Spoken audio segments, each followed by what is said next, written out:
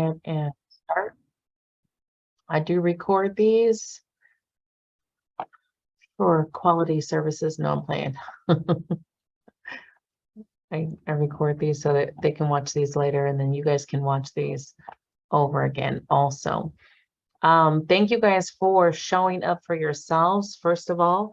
And thank you for coming on over. If you don't know who I am, I'm Ariana. Some of you guys know me as Divine Moon Goddess, of many other names probably. But here I am Ariana in Healing Beyond Humanity, which is a nonprofit organization that I created, right? So if you've been in the group or you've been around the page, you've kind of been seeing what we've been doing. Last month, we started just talking about healing, triggers, blocks, and ways to start tackling and healing and empowerment, right? And this series, we are going into shadow work. So if you missed the first class, definitely go back and watch it. It is in the group. It is in Healing Beyond Humanity nonprofit group. The guides are a little bit tricky. I know you guys, there's nothing I can do about the guides. So you just have to do your best to maneuver in the guides. There's really nothing I can change about those. It gets a little confusing, but try to maneuver as best as you can, right? All the videos, workbooks, are all in the guide. So that's where you'll be able to find it. If you happen to miss it, I will always upload it. And that way you can watch it over, okay? While I'm going through kind of like the lecture part, there is a chat button on all your devices. Should you need to throw me a question, feel free to put it in there. And then of course I will have some places where we can stop and discuss. We can stop and discuss, okay, in between. So I think that is about it. I've seen a couple more people come in. I'll just have you guys make sure that you guys are on mute, please, as you guys come in. But welcome, you guys. All right, so let's get into shadow work like a boss, right? We're ready to do shadow work like a boss. You know, the biggest thing, people get very afraid of shadow work, and it's because you have to look at yourself, right? And you actually have to stand up to that shadow, but the shadow is not as scary as we think it is. So we're going to be going over a little bit of the beginning. We talked about the intro, last one, kind of introduction, where the shadow is born and things like that. And now we're going to go into some more of the meat and potatoes of it, of where to actually begin with shadow work and what are some techniques and things that you can do, awareness of shadow, what is shadow shaming, created and maintaining a safe space. What is your ego? What is the ego or identity death that you hear people talking about? And of course, tips and tools to do while you are doing shadow work. I can't remember if I uploaded the workbook. Did anyone go in the group and upload the shadow work workbook? No? Oh, y'all slacking. I didn't know that there was a workbook that was in the group. Okay, so. Yeah, me neither. Okay, so hold up real quick. Hold on. Let me do something real quick. Let me show you guys something. Because, yeah, of course, on the phone, it's going to be a little bit different because I'm on a computer, but let me share screen. Let me share screen once again. Okay, so I know in the on your phone it would look different, but if you were in the group, right, no matter what you're on, a phone, a tablet, if you click on the tab that says guides, okay, you click on guides. Now I know on the phone it does something weird and it kind of takes you wherever the hell it takes you, but it literally goes guide 1, guide 2, guide 3, guide 4, right? So guide 1 is going to be class 1 of series 1. So not only is there gratitude journal, self-love journal, healing tips that are all in PDF that you can download for yourself, then that's where the Video is also, okay? And then as well as an outline to that class. So they all go like that. Class 2, same thing. You got the ways to practice self-love, which is a PDF and the outline in the class. So not all of them have workbooks, but some of them have workbooks, and some of them have little tips that you can print and put around your home and things like that. Some of them have quizzes, but I have not put the quizzes everywhere, okay? I will have you guys, what I want you to do though, because I think when you click on it, it takes you to this view. And if you're going through them, you can do the quiz, you can download the PDF, but if you're on your phone, it's going to download to your phone and then you have to go and find it, okay, in your phone. It is, of course, a little bit easier if you were on a laptop or a computer because it's a PDF workbook and these like self-love journal, which is really cool. And I'll show you what that looks like in a minute. But then when you do it, if you could press done, that way I know how many people have downloaded it, how many people have utilized it. And can you guys see this? The self-love journal, did it open? Can you guys see this? It's blue. Yes, we can. Okay, so when you download it, this is kind of what it looks like. This is something I put together for you guys. So it actually has, well, actually this one does not pulling up for some reason. That's not a good, that's like the worst example, but anywho, let me see if this one, let me see if the gratitude journal does it. Can you guys see this one? It says, good morning. Yes. Yes. Okay. So you see it have affirmations, things to do.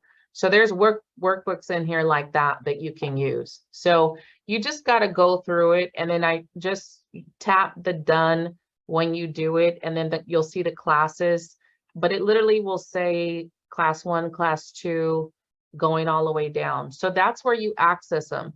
So if I'm going all the way down, I got to get to where we're at now. Also, the Zoom link is down here. So when you get to series 2, which is guide 6, that's when we're getting into series 2. Here goes the link. So you never have to look for it. It's right here. It's going to be the same link for all of the classes. And oh, you know what? Okay, I'll make sure the workbook's in. I could have sworn I put the workbook in, but anyway, it's going to be here tonight because I'll make sure it's done. But that's how you kind of get through there. If that made sense. Did that make sense, you guys? All right, let's get back to where we're at. Okay. So that's kind of how you navigate the guides. And I know it's kind of confusing, but there's no way for me to make it easier in the guides. It just isn't, okay? But it does, all of them do say class 1, series 1, or class 1, series 2. So we had 4 classes in series 1. This series has 4 classes. The next series will have a couple classes. So that'll kind of tell you we're doing them by series. So we're kind of going to do it like themes, whatever the theme is for the series. So the first theme was just kind of getting into healing, kind of that awareness to different traumas, triggers, and things like that. This one is more shadow work and ego. The next one, I'm deciding. I'm not sure yet, but we'll talk about that later. Okay. So our quote for today that we're going to start with is 2 things prevent us from happiness: living in the past and observing others, because we're too busy looking at what other people are doing, right? It gets us very stuck. So leave the past behind you and don't worry about what other people are doing. Okay. So I know everyone's always in the hustle and bustle. I want us to do like a quick grounding kind of release meditation. So if you can sit up straight, you can get into just a comfortable sitting position. If you're sitting at a table, that's fine. Make sure your feet are planted on the ground. I want you to close your eyes. And I want you to breathe as deeply as you can. If you have any lung issues, I don't want you to overexert yourself, okay? So you're going to breathe in through your nose. You're going to take it down to your chest, and you're going to hold it. 3, 2, 1, exhale with your mouth. And when you're doing it from your mouth, if you push from your stomach up, it pushes out everything from today, right? All of that shit from today, the anxiety, the chaos, whatever was going on today. So breathe in that positive energy through your nose, down to the chest, and hold. 3, 2, 1. So I want you to keep breathing as I'm talking. I want you to visualize that beautiful, beautiful white light coming down from source energy, God energy, Allah, Buddha, whoever it is that you believe in. And that beautiful, beautiful white light coming down into your crown energy area, which is your head, top of your head. And just go ahead and push that beautiful positive light down to your third eye, which is around your, in between your eyes, right? And keep pushing that beautiful, beautiful energy down into your throat chakra, down more into your heart chakra. And you're going to keep pulling that beautiful, beautiful, beautiful light down into your solar plexus, which is right above your navel, your center energy. And you're going to keep pulling that beautiful, beautiful, beautiful light down into your pelvic area, which is your sacral chakra. And you're going to keep pushing it all the way down to the root chakra, which is at the bottom of the tailbone area. And you're going to allow that beautiful, beautiful positive light just to go down your legs and into the ground and the floor, and go down every layer of soil, down, down, down, down, all the way down past crystals, past rocks, past water, past everything. We're going to keep going down, down, down, down, all the way into the center of Mother Gaia herself. And we are going to anchor into her beautiful, beautiful, comforting, secure, and safe and nurturing energy. And we're going to allow her to give us back that energy and go all the way back up into us. And each powerful energy center, our root, our sacral, our solar, our heart, our throat, our third eye, and our crown, going into creator energy like an infinity symbol of power and energy just flowing within us.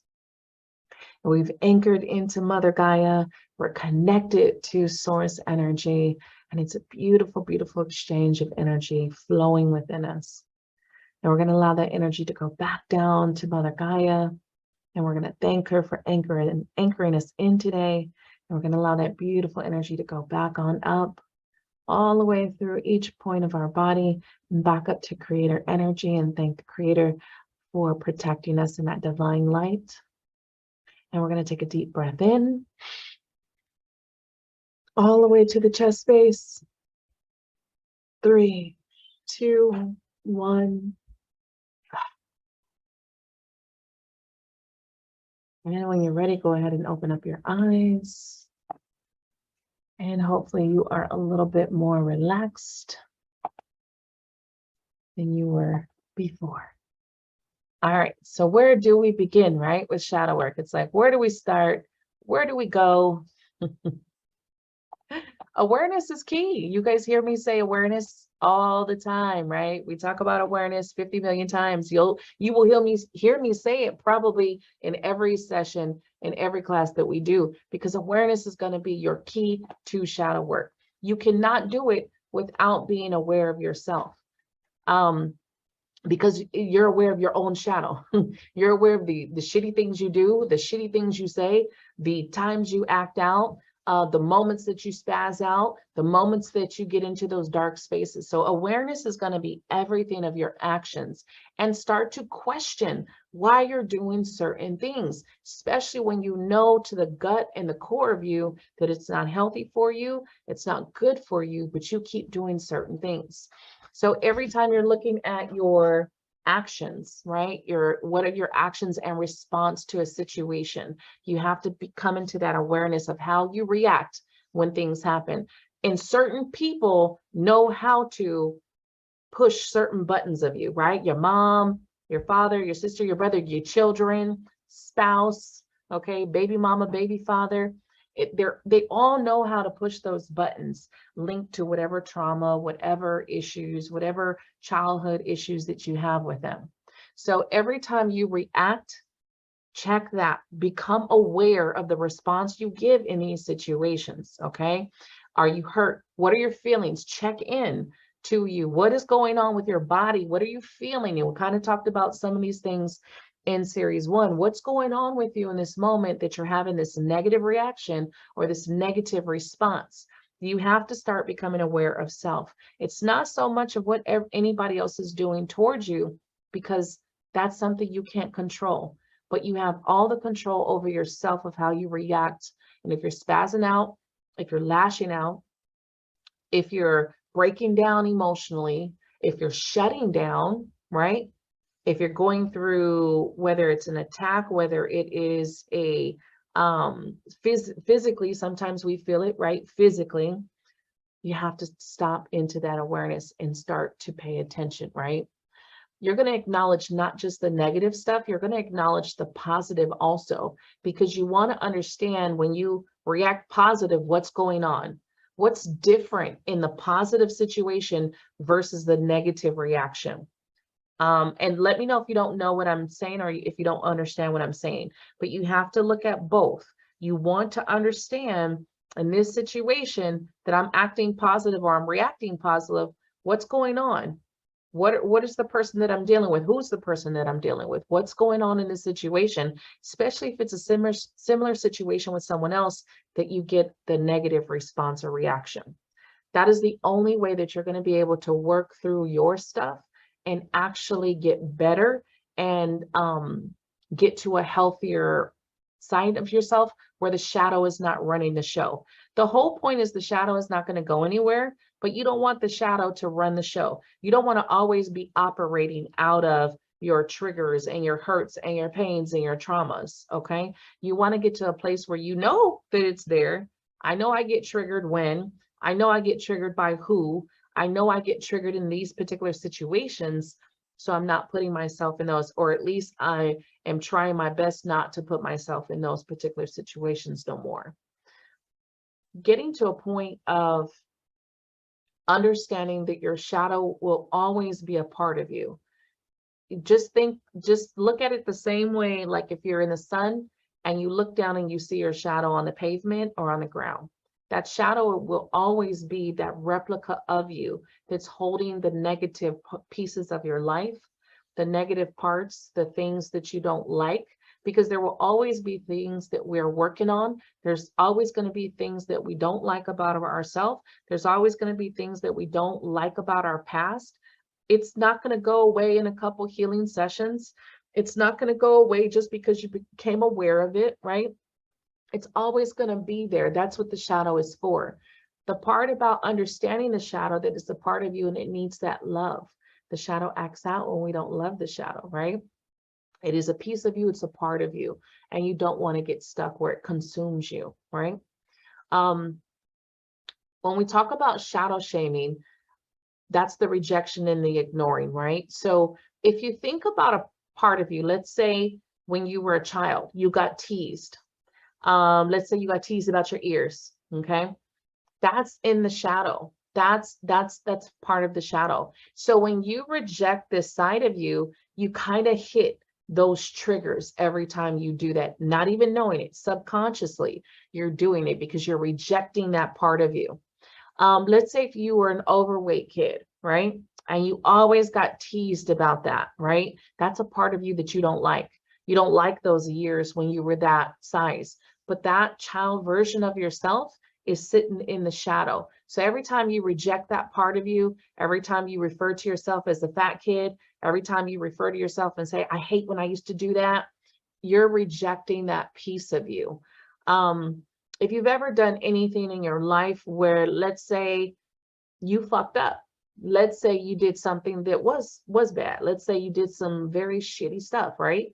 Or you said something that was very horrible to someone in a blink of that eye, right? In that moment of your hurt and pain, you said some very, very, very harsh stuff. That version of you is living in the shadow. you don't prefer that version of you. And sometimes you talk about, man, I was so stupid when I was young. How many times have we said that? Oh, I was so dumb when I was young. I was so stupid when I let that person do that to me. That is shadow shaming. That is rejecting the shadow. That is putting more hurt and pain on those pieces of you, those younger versions of you that actually need love and compassion, because they were operating in a different place. They were operating with less information. They were operating with less love and compassion in their life. So that is what we're doing when we're doing shadow work. We're looking at those pieces that are not so nice of us, that we don't really want to look at because it was hurtful. But we're looking at that and we're beginning to love that part of us, because that piece of us didn't really understand. That piece of us was alone and isolated, or that a piece of us was abused. And we're so mad at ourselves still because we allowed the abuse. We stayed in a situation we shouldn't have, right? Those are all a part of our shadow. And when we keep referring to that part of us, or we're still angry to ourselves in those ways, that's how we're rejecting ourselves. We're ignoring ourselves. We're going through the shaming. So you want to be aware of every time you refer to yourself in that way, or you down talk yourself in that way, or you look at yourself and say, oh, I was dumb when, I was stupid when. You don't want it. That's what you want to become aware of. And when you do that, I want you to stop right there in that sentence and rephrase that to, man, I may have made this decision that didn't pan out. And of course, and this, what you know today, if you could go back, you would change it, right? Especially if it's something that you did, you would go back and change it. But you don't want to get caught up on those feelings, because then it just takes you into the hurt and pain instead of, okay, let me show this part of me compassionate love for whatever they were going through in this moment. We talked about triggers in the last series, and by now, hopefully, you know most of your triggers. Hopefully now you know at least your key triggers. You know who are your key triggers, because we all have key players in our life that trigger the fuck out of us. Normally, it is our family. Normally, it is our family and people that are around us that we deal with that are our biggest triggers in our life. So hopefully you are starting to understand what that looks like, what they do to trigger you, and what it's connected to, okay? We are gonna, another class of us, we're gonna talk about repeating patterns with a shadow work coach, Ashley Santiago, but you will need to learn your repeated patterns, things that are coming up over and over and over again with different people. It might be a different person, but it's the same situation. Those are triggers. It's like showing you, hey, there's something that you need to work on here. We're going through the same situation, just with a different face.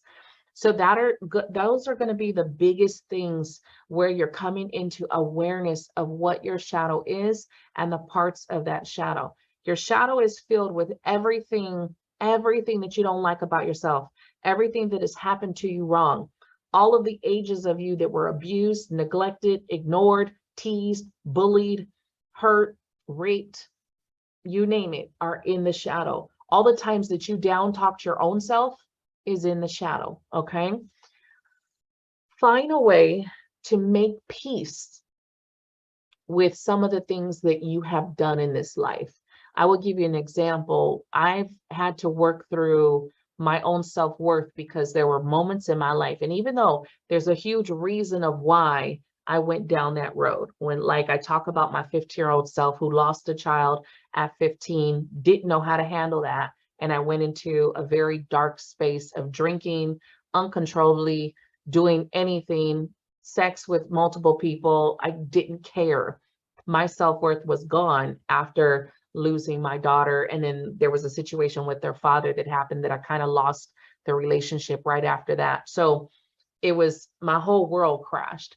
And there was a big part of me that would always go back and just be so angry with myself of, how did I allow myself to go there? How did I let myself get to that lowest point where I did not have that love and respect for my own body, you know? So I had to work through that. There's things that were out of my control. And there was things that that 15-year-old version of me did not understand, nor did I get help at 15. I didn't go through grief counseling. I didn't have support groups. I didn't do any of that. So there's a lot of reasons why I went down the path that I did. So you're going to have to make peace with a lot of things that have happened to you, a lot of different things that have come up, even when you think like, damn, if only I would have chosen a different path, that wouldn't have happened to me. It doesn't matter anymore, because what happened happened. So making peace with the situations, not condoning what happened, because we're never condoning the actions that have happened against you, right? We're not condoning any of that, but we're making peace that this happened to me. I went through this particular part of my life that was harsh, that was crucial, but those pieces of you that are in the shadow still need that love from you, still need that compassion from you, and need you to get to this place where you have accepted it, accepted this is what was, but it doesn't define who I am today. Because I went through this, or because I was acting out in this particular way, does not make me a shitty person. Every day that you wake up is a new day for you to be and transform into the best version of yourself. You are allowed to grow. You are allowed to change, and you are allowed to transform, okay? We're not condemned by our past actions. You're only condemned if you keep doing the shit. You keep doing the same shit, right? So this is where you become aware, and you start to make peace, and you start to give that love and compassion to the old versions of yourself. And because shadow is about self, shadow is the one who had everything going on. Even if you're the one who did the particular situation, it's the self that's in the shadow, okay? It's not about other people, it's about you. So if we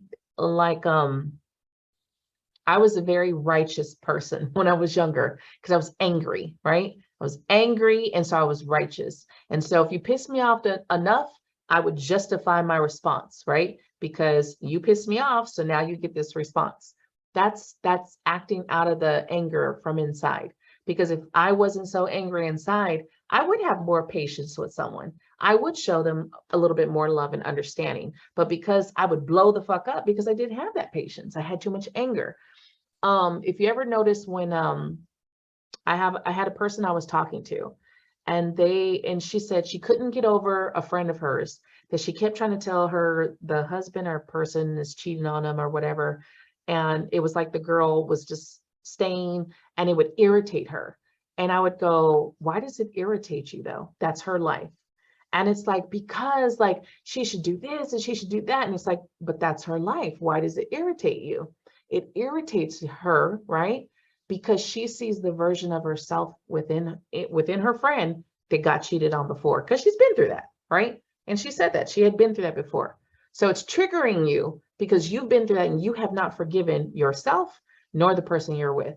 So anybody around you that's going through that, now you're going to look at them and you're going to judge them, and you're going to be like, man, you're so fucking stupid. Why are you staying there? Why are you going through that? Because you're judging. You're judging because you're pissed off. You're still pissed off and angry at yourself for what you allowed in your life. This is how you catch the triggers.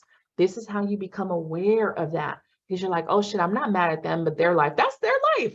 Why am I pissed off and mad at this person? That's your life. They ain't got nothing to do with me.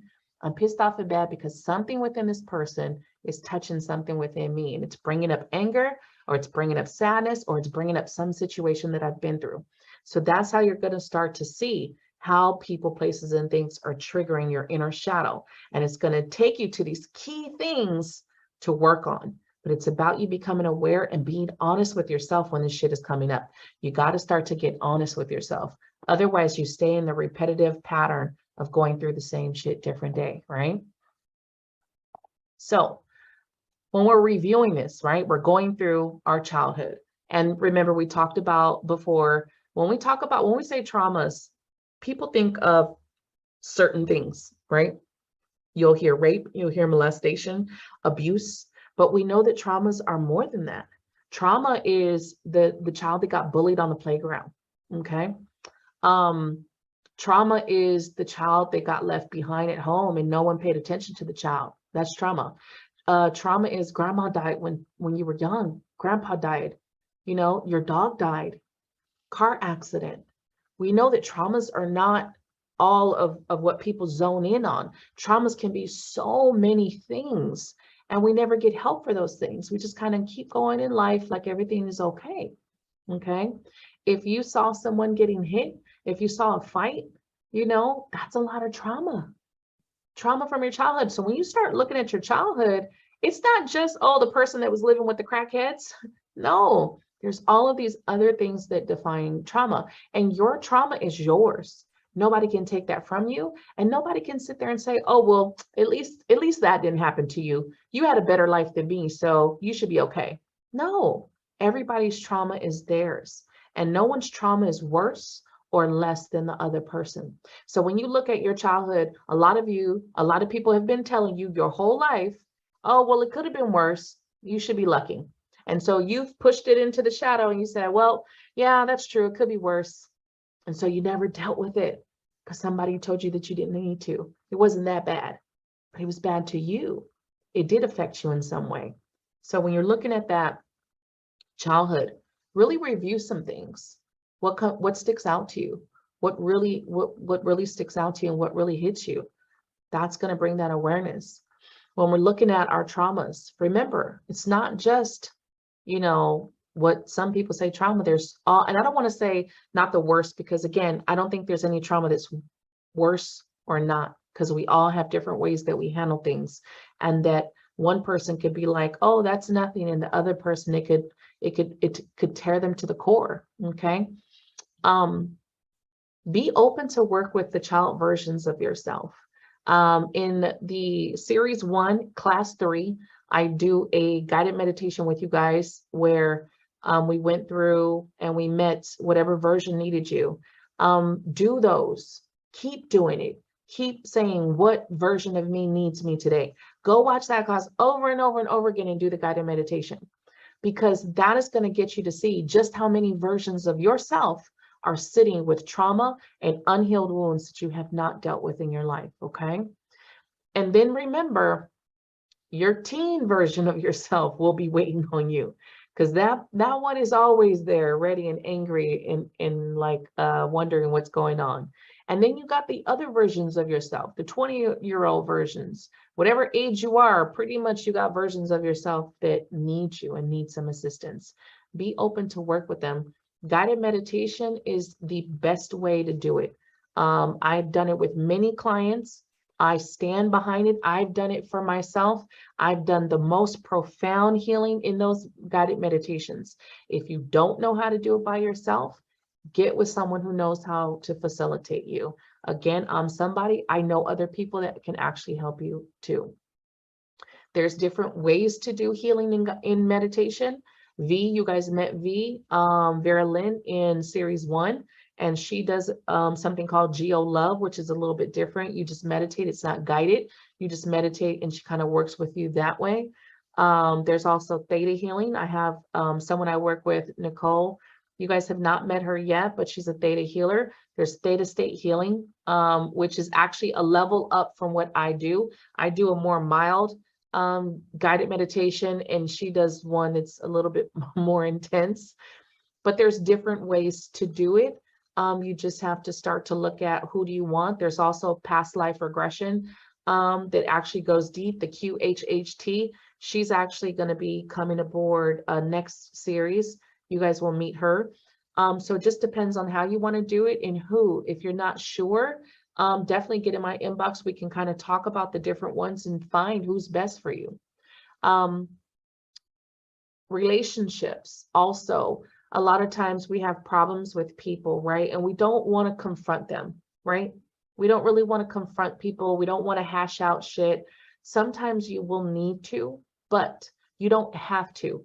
Guided meditation also, you can put that person in front of you and go through what you need to go through, right? You can talk it out. Is it going to be 100% all of it? No, because sometimes we still need to have conversations with people in our lives, but not until you're ready to do that. Everything that you want to start with self on a level that you feel comfortable, you feel safe, and you feel secure, okay? I would not advise you going to anybody just yet until you figure out exactly what is bothering you without being, you know, because if you try to go head on and deal with some relationships, then it's more going back into the argument, the fight, the attacking. You did this, I did this. So definitely get clear on what's going on and the ways to heal it, okay? Make sure that you're not playing small. And what I mean by that is your healing is important. Your healing is not something that should be taken lightly. It shouldn't be something that you just sweep to the side and say, when I get time. This isn't something that you should just be like, oh, well, I don't have this time, this space to do it. Do not play you are important. You and your healing is just as important as everything else going on in your life. The fact that you guys showed up today is phenomenal because you showed up for yourself, okay? Be okay to review your negatives and your positives. Shadow work is not all just about all of the negatives. Shadow work is about combining the light and the dark together and understanding the balance of self. It is not just about, let me pick apart every fucked up thing that I do all day long and harbor on myself more than I already do. That's not what it is. It's about looking at the things that you do, understanding them, and starting to, one, if you need to throw yourself some love and compassion, yes, but two, figure out why. If I'm lashing out at people, why am I lashing out at people? If I'm being a bitch, why am I being a bitch? If I'm being an asshole, why am I being an asshole? Am I just an asshole? Or is that something from within that's coming out, you know, when I'm dealing with others? So you want to look at the negatives and the positives throughout one. And shadow work is not a couple of sessions. Shadow work is pretty much, you'll be doing shadow work the rest of your fucking life. Shadow work is constant. Okay. There's always things that will come up. Just because you do shadow work doesn't mean everything just turns beautiful and nothing else happens, because the world is uncontrollable, right? Don't suppress your emotions anymore. This is going to be the time. It's going to be a hardest time for some people are like, I'm already emotional. I feel my emotions all the time. That's good. But again, don't suppress them. This is where you need to feel it. And if you're getting emotional, get emotional. And if you need to cry, cry, allow it. One of the things for me in the beginning is I was not a crier. I was someone who I needed to be strong. I was the person everyone went to in the family, right? I was a single mom also. So I built up this wall of I had to be strong. I couldn't cry, I had to be strong. And then when I was going through my first parts of healing, it was so hard to just let myself be in this very vulnerable state of crying, because I immediately would be like, what are you crying for? Why are you crying? There's nothing to cry. We're good. So I would get angry at myself for being in that very vulnerable state. Remember, don't suppress anything else. This is where you need to allow yourself. If I feel it, I feel it. And the crazy part is when you're opening this door, you start to feel it at times that you don't want to, right? You don't want to be crying at work. But again, if you suppress your emotions at work, then what? What happens? You're ignoring your shadow. So take that break. I need 5 minutes. Someone cover me, please. Go into the bathroom, cry, let it out, because you're going to be bringing up some stuff that's going to hit you, not when you want it, because shadow work is not when you want it. Shadow work is just working through it. So these emotions, these feelings are going to be coming up at times when you're just like, what the fuck is going on? You need to honor that though. Don't suppress it. Okay. When we're looking at judgment, right? We're looking at, can you observe what you do without judging yourself? Can you observe your actions without judging? Can you observe other people that are triggering you without judging? Okay. We know that there's a really big difference between healthy criticism and breaking someone down and being mean. Okay. Start to understand the difference. How do you feel when you're being that critic? How are you feeling when you're judging everything that you do? Are you making yourself feel worse than what you want to? Are you making others feel worse about something that they're doing out of your judgment? These are the things that you have to start to observe what you're doing, because again, we can't change what everybody else is doing. We only have that power to change how we show up, how we respond, how we react in every situation. So can you stay in an objective place or subjective place? Okay. If you're observing with just being objective, you're looking at what's happening. not in a good or bad way, just as a this is what it is way, okay? And if you're doing it the other way, then you're going to be throwing your judgment, your hate, your anger, your sadness, whatever, your rage is going to be looking at the situation. So again, like, let's see, like your child is doing something that's annoying the hell out of you, which they do a lot of things that annoy, right? Again, in that moment, you're judging the child for basically being a child, right? Because children are loud, they're noisy. And in that moment, if you see yourself like screaming at them because they're doing what children do, take that step back and be like, oh shit, why am I so angry in this moment? Am I really angry at the child, or am I irritated off of something else? And that's how you can start to really look at how you're showing up, how you're responding and reacting. We talked about stopping to say, I'm so stupid, man. I hear a lot of people say this in our community, because coming into the spiritual community, we all felt really weird, right? And so you'll hear a lot of this like, this is weird, but I'm going to say it anyway. And so we have to kind of introduce our sentence with, I know this is weird, but hopefully you guys don't take it that way, right? And so stop yourself when you're saying that, because that's a part of you that still feels like you don't belong when you're saying, oh, this is weird, or this is stupid. Oh, I'm so stupid for this. Those are the ways that you're still judging yourself. So catch it. If you're calling yourself lazy, if you're calling yourself stupid, if you're calling yourself dumb, and there's a bunch of words, right, that we say constantly. In the next 24 hours, I want you to sit and really jot down every time you refer to yourself in a negative way. You're going to be surprised at how many times you refer to yourself or the past self of you in a very negative space. And it's very disheartening when you see it, because you're like, wow, you're enforcing the negative talk to self, right? It's not even what anybody else is saying. It's kind of like we do this in a way, before somebody else calls us stupid, we want to say we're stupid before they get a chance to, right? We want to beat them at it. But you're still calling and referring to yourself as that way. Again, don't belittle yourself, your actions, or reaction, okay? There's going to be moments that we spaz out. There's going to be moments that we lose our control. There's going to be moments that we are like, damn, I probably could have handled that a little bit better. But again, don't keep beating yourself up. Just do better. Say, okay, what really triggered me in this moment? How can I really pick this apart so that I could do better, so I don't react in this way again? Having that awareness is everything.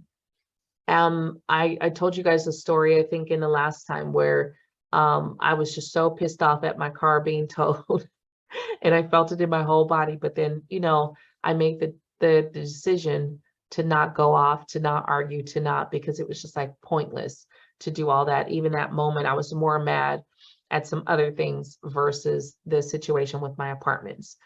So again, in everything, just take that moment to be like, okay, let me take a step back. Let me really look at this situation.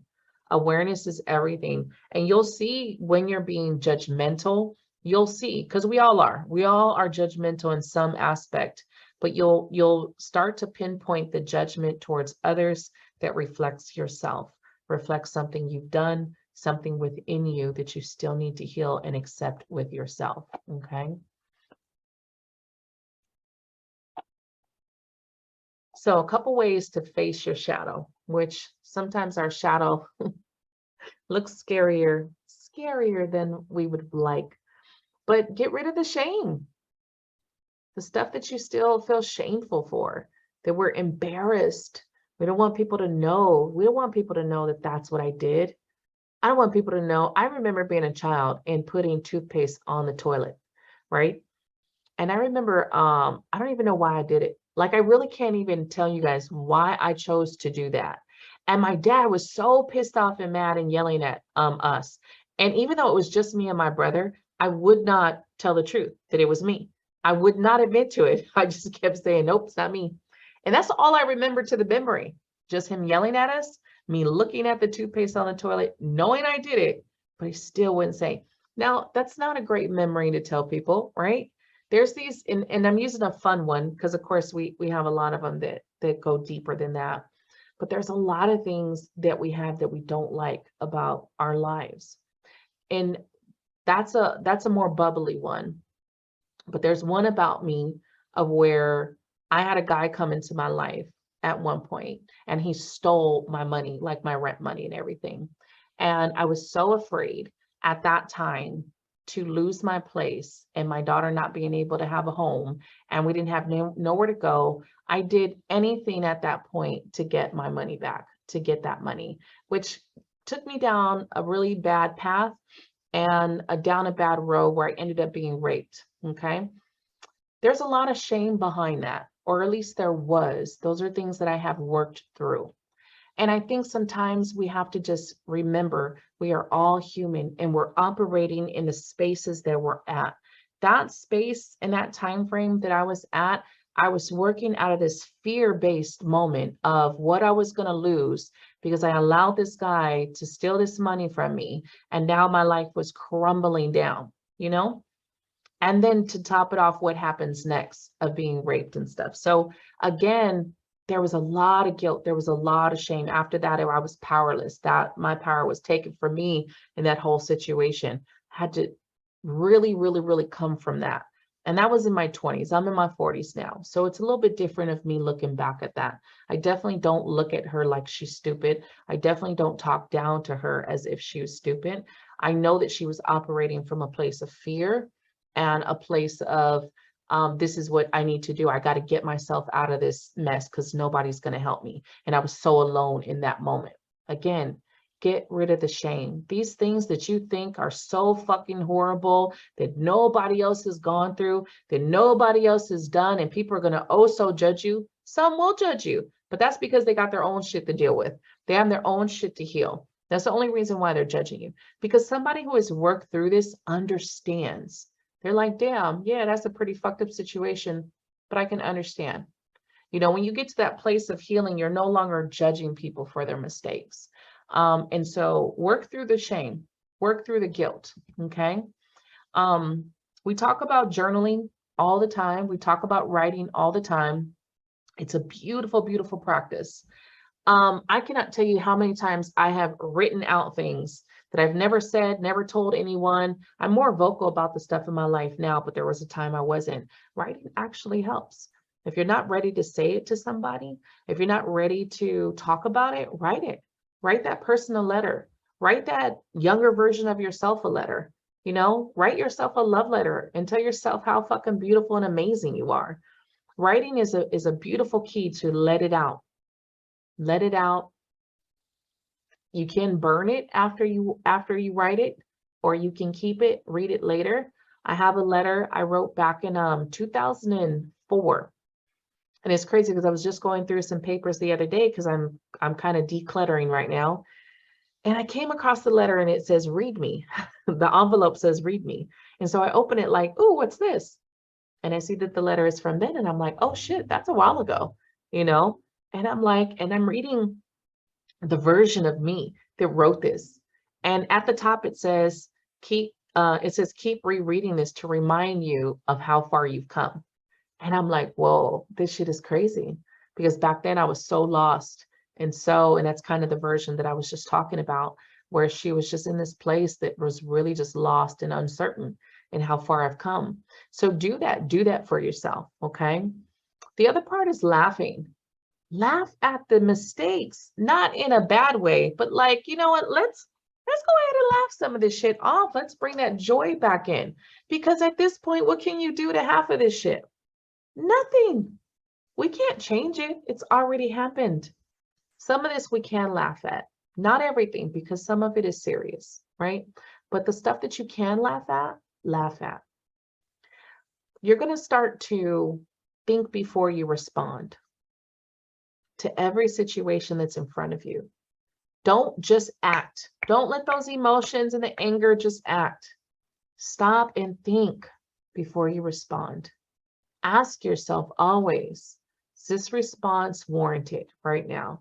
Do I need to? Where is it coming out of? This space. Is it coming out of the hurt space? Or is it coming out my higher self? It's coming out your higher self, your heart. You know you're not going to do it in a mean or angry way, right?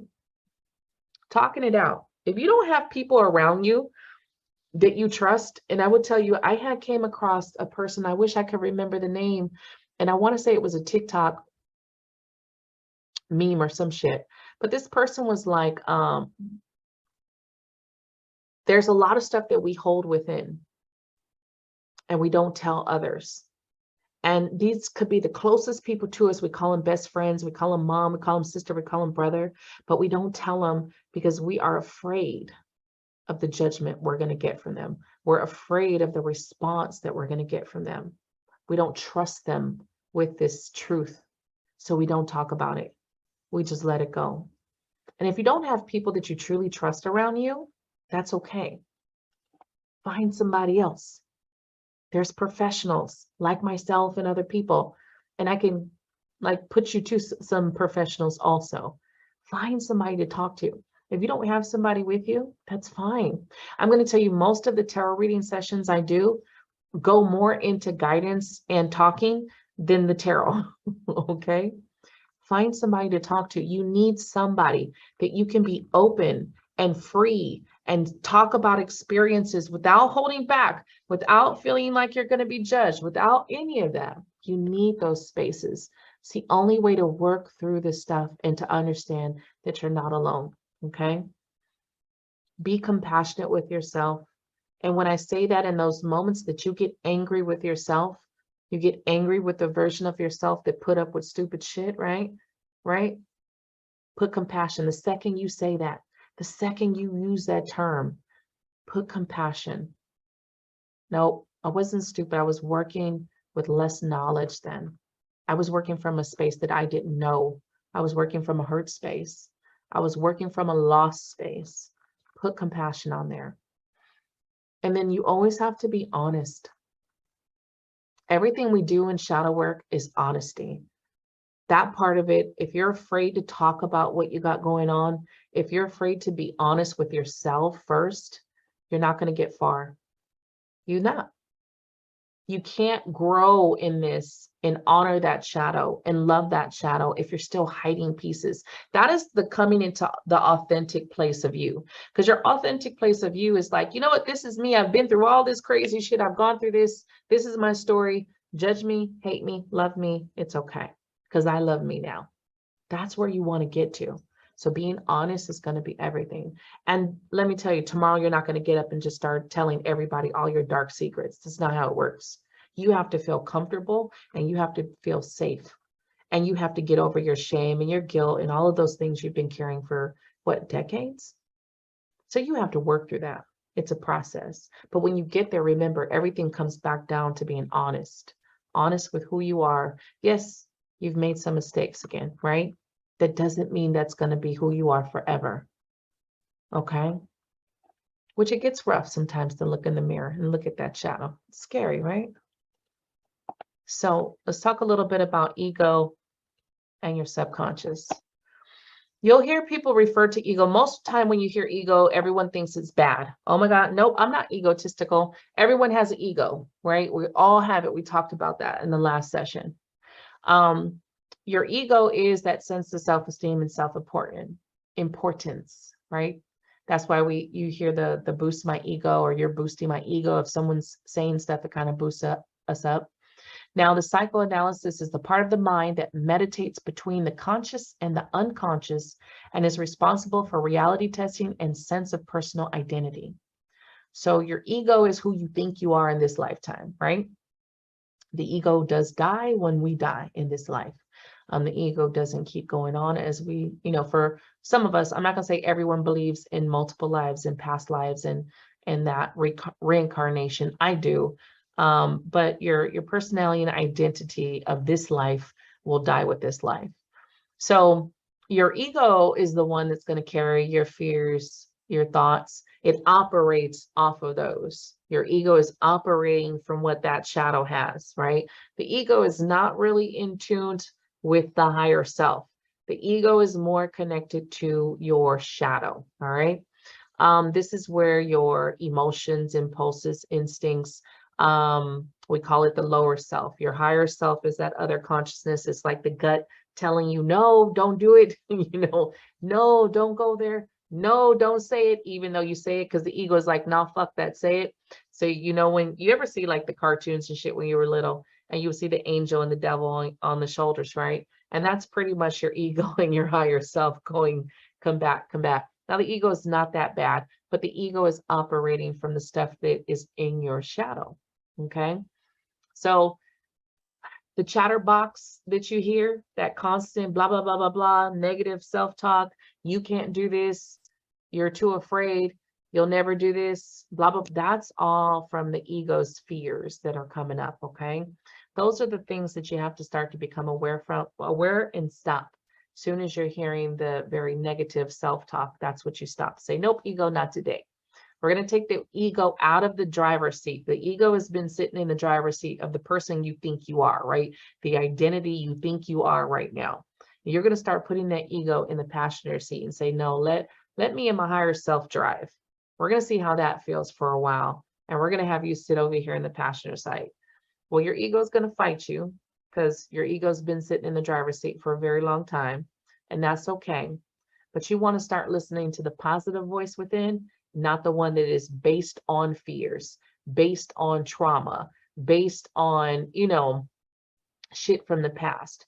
You don't want to do that. Plus, the ego has access to your past life shit where you don't remember that stuff. So your ego again is operating with a bunch of fears and stuff that some of it you're not even sure where the hell it's coming from. Those are, you know, ever hear people that are afraid of certain things and they don't know why? Like I have a fear of heights. Soon as I get to too high on a ladder or something, or I'm even looking over my balcony, or I've been like on a ship and looking over the ledge, or up in a hotel looking down, I get that kind of, oh my God, sensation. And it's actually, I had a past life where I was pushed over a cliff. So sometimes we don't even realize where our fears are coming from that are attached to certain things. The ego has it, right? And the ego is operating from that. I don't know why in the hell I'm scared of heights. Why am I so, you know, terrified? I've never fallen off of anything in this life that would make me terrified of heights. Okay. So sometimes we have that going on too. It's understanding that the ego is kind of a mask. It's really a fake identity that we think we are, but we have so many pieces of us. And once you start understanding that about you, you won't sit in the identity that you think you've been in this whole time. Okay. So that little negative voice within, it is going to be connected to ego. But remember, we do like ego in a sense because ego does help us get through some things, because the ego is the one that's kind of we can use. If we get the ego to get more in a positive state, we can use it to accomplish everything we want to.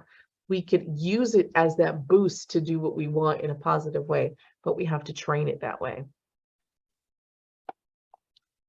Now, when we're looking at the shadow and the ego, okay, your ego is your outer personality. Like I just said, the mask, right? That is how you survive. That's how you get you know, along in this life. That's who's speaking to everybody else. That's the persona we've created, right? That's the teacher, the nurse, you know, whoever you are in this life, that's who you are, right? The ego is also our social personality, right? I am fine. I'm good. That's what we've been telling ourselves for years. I'm good. I'm good. I'm good. I'm strong. I got this, right? Now your shadow is the inner persona. It's the darker side, right? It's the hidden aspects of self. All of that stuff that we repress, all of the stuff that we don't want people to know about us, all of the things that we're embarrassed about, and past life is there too. All of the stuff we don't even fucking know about is there, okay? So that's what's hidden in the shadow. And it comes out in those beautiful triggers that we talked about. So your shadow is always going to challenge your ego with every problem. We call it triggers, all right? That's the challenge. When those triggers come up, can you spot it? When those triggers come up, can you work through it? When those triggers come up, can you identify it? Or do you let it take a hold of you? You know, some people don't realize that our own shadow, some like even if you get tarot readings and stuff, your own shadow can be portrayed as an attachment. And if you're not careful on who's reading you, when they're reading you, they might not be able to sense that it's you. They might not be able to sense that it's your own fucking shadow coming out, your own traumas, your own fears coming out. And you're paranoid thinking, oh, somebody put bad juju on me. Somebody this, oh, this tarot reader told me I have bad juju. I have somebody cursed me. And it's your own damn shadow sitting on your shoulders. You know, you talk about having weight on our shoulders and attachments and things. And sometimes it's our own shit on us.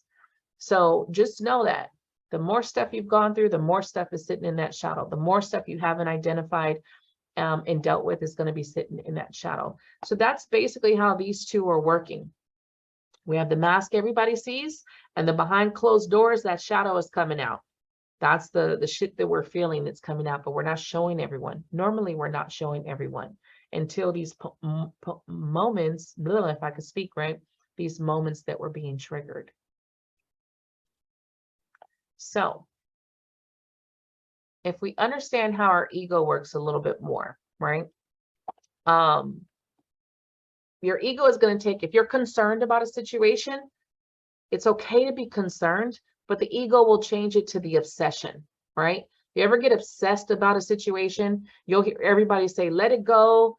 It'll work itself out. Don't worry about it. You know, kind of like, okay, take a step back from it. The ego is what's going to turn it into the obsession, not the concern. It's okay to be concerned, but not to the point of obsession.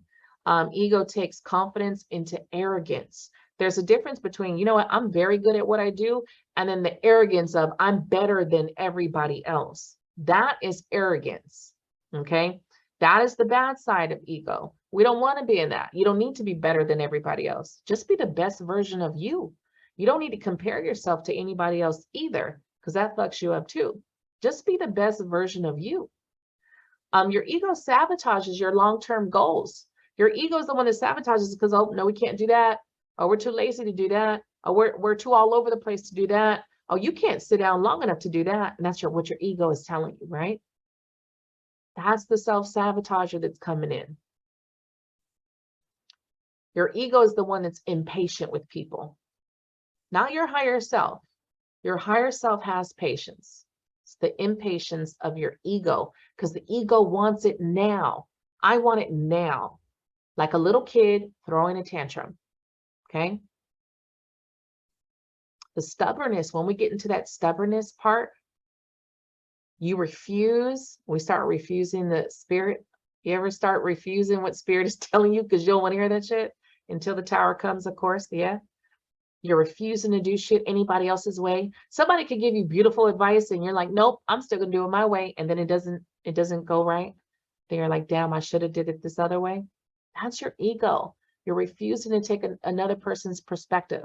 You're refusing to see it from a different angle because you're so bent on you being right in this moment. Self-destruction is your ego. Okay? When we get to that part of just wanting to be done, give up, I'm over it all, but in a negative sense, I'm not talking about when you realize, like, you know what, this situation, I really need to be done with this situation. I'm talking about the part where you just give up because, you know, you let that negative part of you come in. Greed is a part of your ego. Needing too much. More, I need more, I need more, I need to conquer more, I need to have more, I need more money, I need more this, I need more that. That's all your ego. Okay? When you become the martyr in your life and you self-sacrifice everything for everybody, that is your ego. We talk about this a lot with people who have children and have families. You're taking care of your families. Like, oh, I can't do, they need me. I don't have time for me. My kids need me. My mom needs me. My brother needs me. Those people need me. My friends need me. I don't have time for me. My grandkids need me. You're the martyr. That's your ego. Because it's easier to do that than actually deal with the shit that you need to deal with. And these are the things that you have to get aware of yourself and start looking at, okay?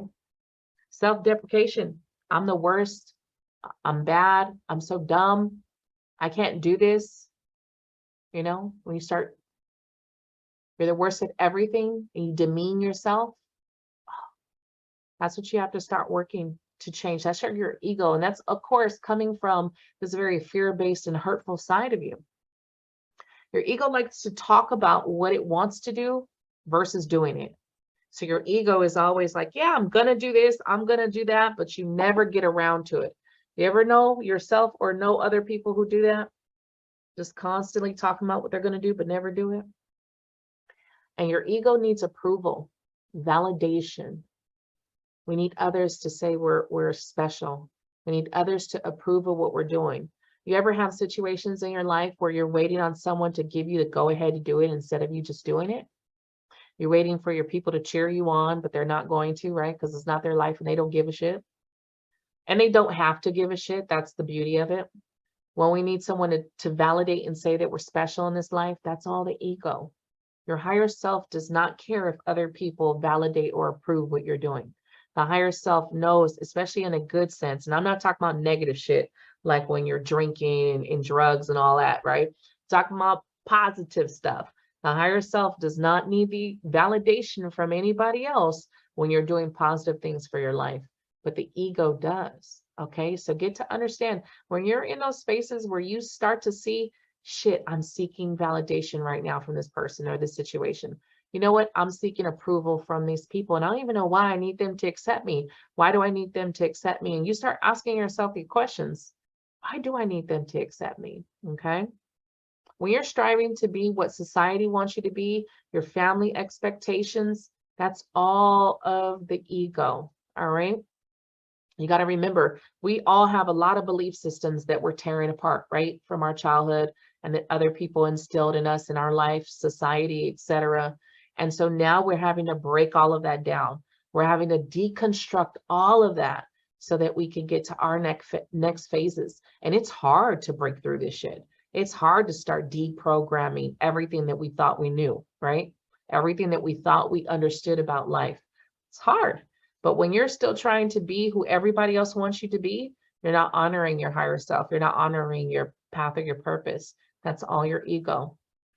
And the biggest part to know when you're all in ego is when you're defensive. And we all have been in this space. I do sometimes still get this, and I have to catch myself because I'll immediately get defensive. I'm like, damn, why do I feel this way? Okay, let me work through this. When you're getting defensive when somebody's telling you something about you, and they're trying to point something out, but all you do is hear the negative in what they're saying. You don't hear that it's coming from this good place or that they're trying to help you. All you hear is this negative shit. And all of a sudden you're mad, you're pissed, you feel it in your body. You feel like this person's coming at you. Take that moment, take a step back and just be like, is this person really coming at me? Or is this me? Am I really like defensive in this moment? Or is this person really attacking me? Because most of the time they're not. Most of the time, they're just trying to help, and we're in that defensive mode. I'm in protector mode. I'm in ego, okay?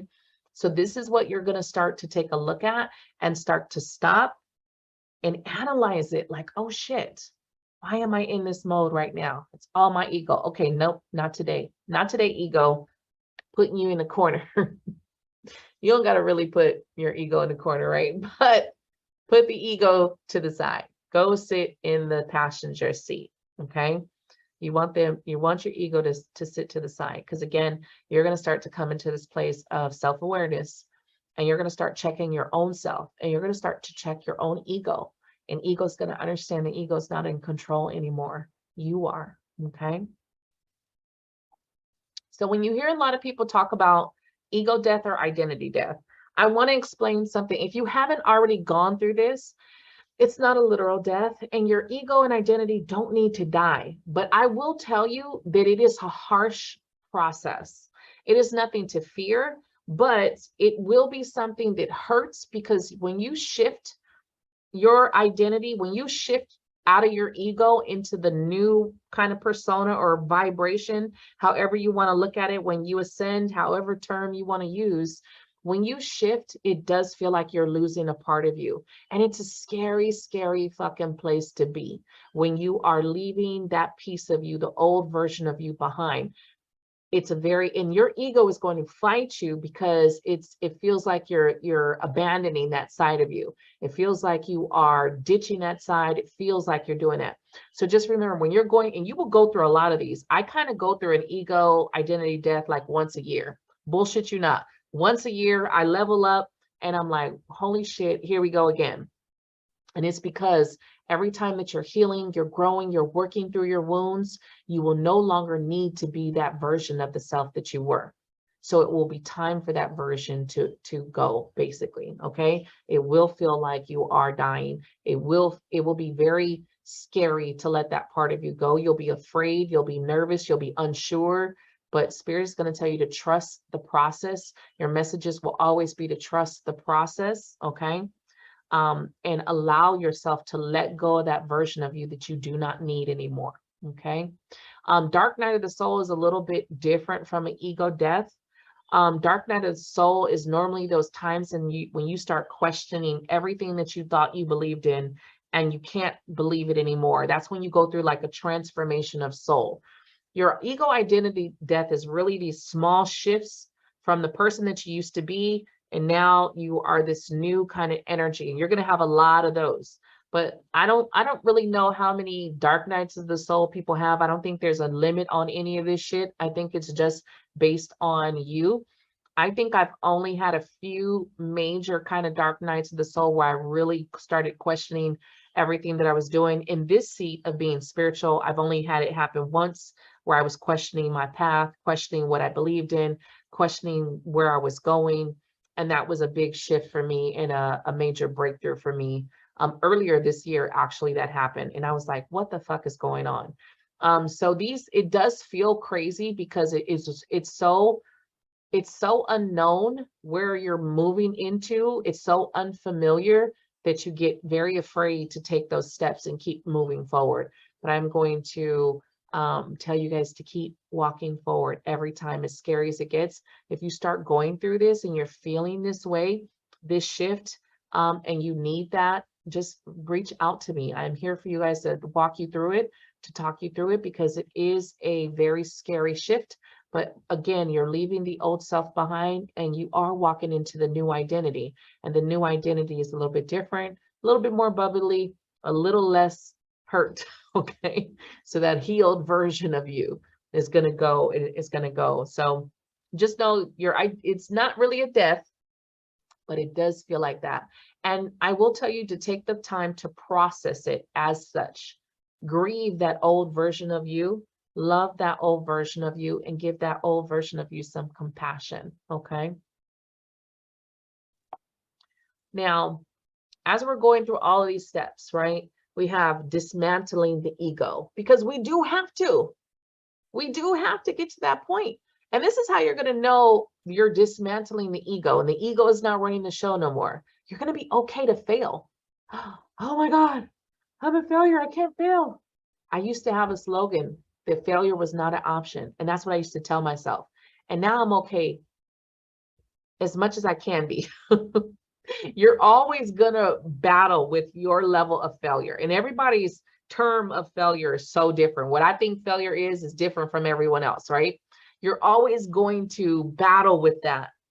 When I start to feel like I'm failing in something, I will stop and ask myself, why? Because it's going to go attached to some belief system that I don't really believe in anymore, but it's still there. It's something, another cord that I found, another root that I found that I need to unpluck, right?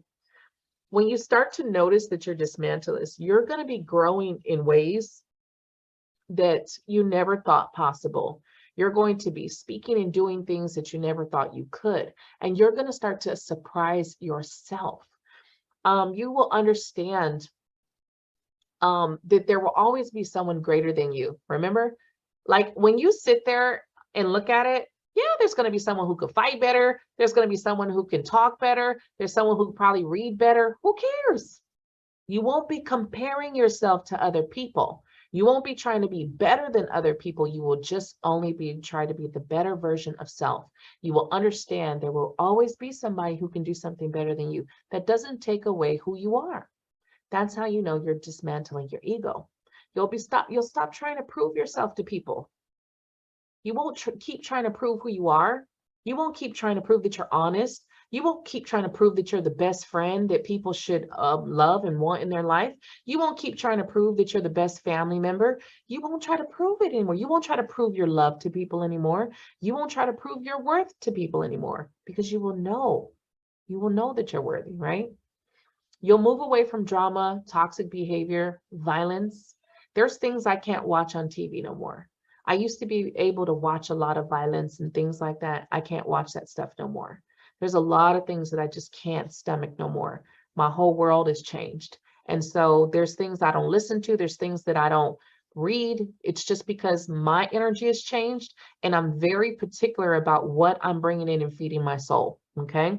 Once you start doing that, you're going to start to look at everything that you are looking at, involved in, the people, your circle, people sitting next to you. You're not going to let certain people sit next to you anymore when you keep shifting, because you'll feel that the energy just is not the same. You won't self-sacrifice for others anymore. You'll be able to say no without feeling guilty, without feeling bad. You'll be able to put those boundaries up, right? You will be able to take a new perception from someone. You'll be able to listen and someone say, hey, maybe you could do it this way. It might be easier. And instead of you getting defensive, you'll be like, you know what? Maybe I should try it this way. You'll take that other perception, that other perspective. You'll hear that voice from spirit and you'll take it. You'll stay down to earth. You'll understand that you're not above anyone and you're not trying to be above anyone, because that's all your ego. You're not going to be judging people for what they've done and what they're doing. You'll just simply decide, is that a person I want to deal with, or is that a person I don't want to deal with? Is that a person I can help, or is this person not in a space where I can offer any help at this time? But you won't judge them, right? You'll feel you're so connected. And I don't know if you guys feel this now, but being connected to all creator energy and everyone else, it's a different feeling from when you're an ego and you're alone. Very big difference, okay?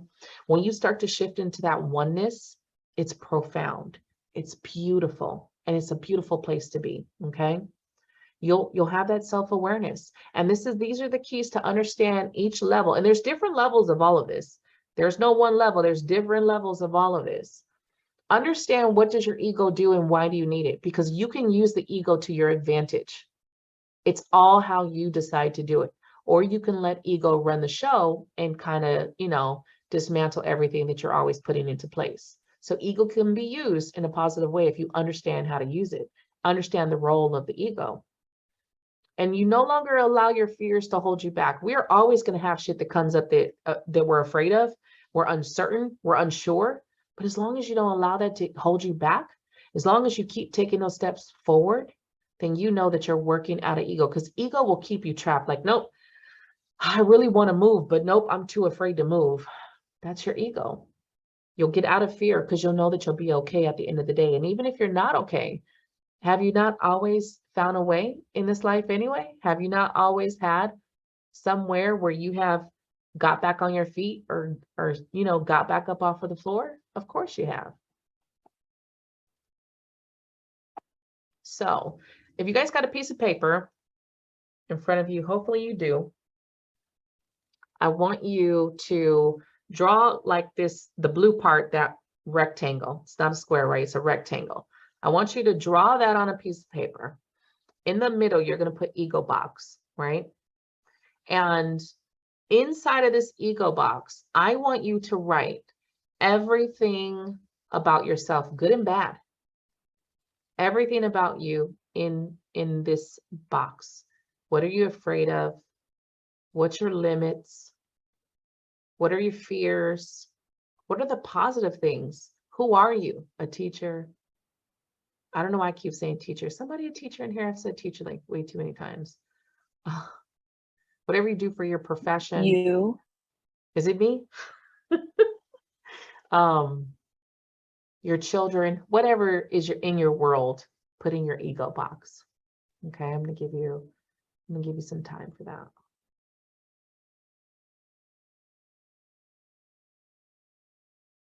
And it's not just your fears, it's everything that's you. Who are you? What is the identity that you think you are? Goes in the ego box.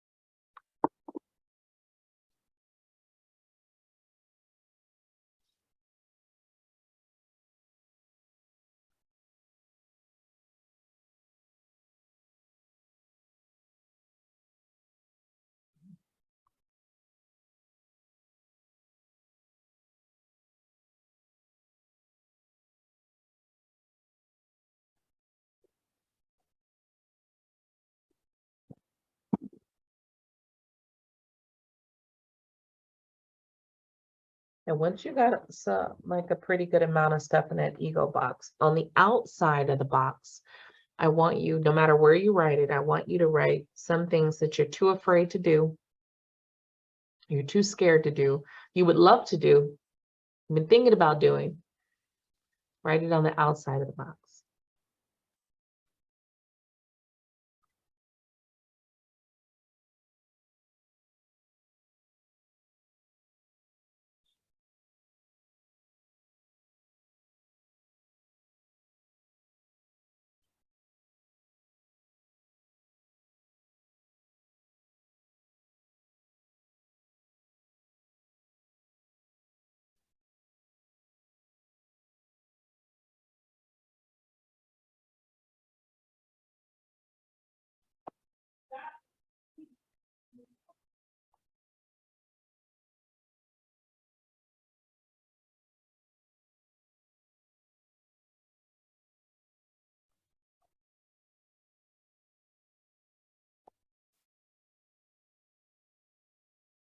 And if you're really stuck, I'm going to show you an example of what I mean, and we're going to talk about it.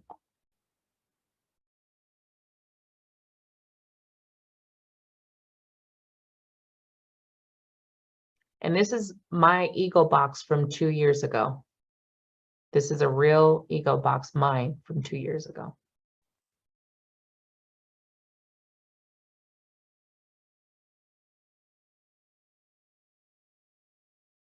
Anybody got some stuff in the box they want to share?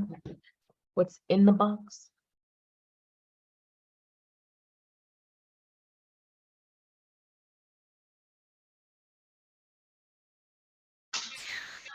I have inside my box, I put lover, fighter, horse lover, animal lover, my kids, my fiance, family, angry, and alone. Okay. And what's on the outside of your box? Stepping out of my comfort zone, being alone, and teaching kids how to ride horses, and rejection. Right, right. And it's crazy because some of the things that we're so afraid of in the ego box is the only way out of the ego box is doing it. Rejection was a real big one for me too. To get out of the ego box, it was like, shit, I have to face rejection. I have to face people not accepting me. I have to face people not liking me. And that was a big thing because it goes back to being alone. And we don't want to be alone. Like, it's like, fuck, I don't want to be alone. But sometimes we need to get to know us, right? So again, your ego box is not all bad. There's some beautiful shit in here. You guys have conquered some beautiful shit with this ego, right? But there's also the things they're stopping us from getting to where we need to go. Anybody else have anything that was in their ego box that they want to share? I'll go. I have I'm defensive, extremely defensive, petty, stubborn, hot-headed, felling, being alone. I have a single mom, and I hate being a single mom. Okay. And empathetic. I have a lot actually, but that's a few. It's okay. You see, my box is like super crazy as fuck. What was on the outside of the box? Moving because I'm super close to my family, and I feel like they control a lot of my life. So I'm afraid to like break away. Okay. Doing things alone. I have really bad anxiety, and I will not go to places if I have to do it alone. Right. And talking to people first. Like if I want to compliment them, I won't. Well, where does that stem from? That right there. I think because my sister used to always talk for me when we were younger, and I was always known as Amanda's little sister, and I never really had my own identity. Right, right, right. And then that would also link to not wanting to go anywhere alone because you were kind of close to her or on, like, going with her places, right? Well, I think it's just she like took the lead, and then once she got her own friends, she completely dumped me. Yeah. that created, there's an abandonment there. There is. Oh, I this year I've worked through why I couldn't stand her so much, and it comes down to I felt like she abandoned me. Right. And it's crazy because I have a similar, me and my brother, it was just me and my brother. So when we were little, we would play together. But as soon as we got to a certain age, it just, he was older than me. I was kept back a couple grades. So he went off to like junior high and I was still in elementary. And then it was just like, we were not friends anymore. We were more enemies than anything. We kind of always argued and stuff. And so you get that resentment, you get that anger, like, you're being left out. So I can definitely feel you on that one. So the things that are on the outside of, again, are things that you have to work through to get to. Alone is one of the biggest things we all struggle with. We all have that on our list. There's probably not anyone who's not struggling with the fact of trying to do shit alone or trying to figure out how to do it alone, because we get so wanting, it's like we want that cushion of someone taking us with it, going through it with us.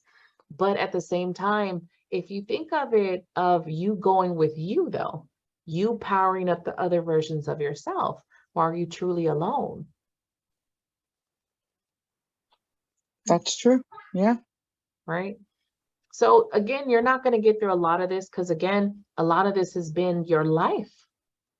Right. But everything of that awareness, looking at it, and try something small, maybe not a super big event by yourself. You know what I'm saying? Where it's just overwhelming or some shit like that. Maybe try something like small, really small, and keep pushing yourself to do that until you start to become comfortable. There was a time where I'm like, man, go to the movies by myself. Oh, hell no. Now I'm like, I'll fucking roll alone. Like, I don't care. Like, I will go and be okay, because waiting on other people to do shit is like watching paint dry. Okay. I got tired of asking people, do they want to go places? No one wants to go anywhere. So I'm like, you know what? Fuck this. I will do this alone then. You really have to get to a place to be okay to be alone. But again, that's understanding why you're not okay alone, right? You first have to understand that part. And then you start working through that. And then you start actually pushing yourself to start to do things alone, which is scary as fuck. Then it's like, okay, let me just dabble in this part by myself. Let me dabble in this one and then see how I feel. And your first time, no, you might shut down and panic and run from that shit, right? And it's okay. It's okay. Pat yourself and be like, you know what? At least we fucking went though. At least we got up, we got dressed, we fucking went, and pat yourself on the back, right? And then don't let that deter you though. Try it again, okay? Because that's the only way you're going to get to the next phase of your life, is by little those steps. And you do have to celebrate the steps. Don't just look at it as success or fail. Look at it as, I'm trying. I actually put this shit into motion. I actually got up and did this shit. No, pat yourself on the back, okay? Give yourself the kudos, because this shit is not easy. This is stuff that's been embedded in us into who we are. This is not easy to work through and become someone different, right? Anybody else got some stuff that was in their ego box that they want to share? Sure. Let's see. I put mediator, smart, fear of failure, happy, love, granddaughter, niece, daughter, wife, aunt. Okay. What's on the outside of your box? Moving states, losing weight, skydiving, and starting a business. Working through that. And how do you get to that stuff that's on the outside of your box? Slowly working through the fear. Right. Well, because in the ego box, you got the fear of failure, and that's huge. That is huge. Fear of failure will stop you from doing everything. Because if you're already afraid to fail, you're not doing it. You're like, nah, I'm going to fail. Fuck that. Nope. Because you got to understand, where is that coming from though? Because where are you truly fear of failure? Who is going to look at you as a failure? Yourself or others? Probably mainly others. I may be the oldest, but I always looked at as being second fiddle to quite a bit, but I was always looked up to and I had to do better, Right. but I didn't get everything for doing better and being better. It's Right. like everybody else still got more, or people did more for them, but I'm the one busting my ass and they don't do anything, but you still give them everything under the sun. So it's still almost to a point like, but I still have to be good. Like, I don't want to be bad at things or, not do well at something, but, there still was some give and takes to that too. Like, you're the oldest, so everybody looks up to you. You have to do this, this, that, and this. So You got to have your shit together. What? You can't not know, right? You're the oldest. What? That's unheard of. That fear of failure, you have to just get to that point to, again, you can't care about what everybody's going to say or feel about you. And if they think you're a failure, what's the worst part about that? I don't think it's that bad. I think it's the worst thing is to hear, I guess it's usually, I think that's really what it is. It keeps playing in my head. The worst thing to hear is, I told you so. Right. Right. And yeah, I know, right? So let's say you do something, right? And it doesn't work. And you hear, I told you so. What's the worst part about that? Nowadays, I just say, okay, whatever, it doesn't matter. It really doesn't, because the probability of something working or not working is like 50-50, okay? Everything that we want to do, there's a 50-50 chance that the shit is not going to work. But I will tell you, the thing that you have that the people that are telling you it's not going to work don't have, the fact that you tried it. Yeah. You actually tried, and maybe it wasn't for you, and that's okay. But you actually put that foot forward to get outside of the box and actually put something into motion. And they can't even say that they did that. Mm-mm. So again, why are we letting other people's opinions make that validation or break it? Again, once you start determining what your success and failure is, one, failure I've tried to take out of my vocabulary completely. No more am I trying to look at my life as a failure or success, just another experience. And not all experiences are going to be the way I want them to be. Some of them are just going to teach me what not to do anymore. And some of them are going to teach me like, that's probably something I really don't like to do. That's not an area of life that I even want to do. So if you can start to break down that failure, of what you term failure in, then all the stuff that you want to get to that's on the outside of the box is going to be in your reach.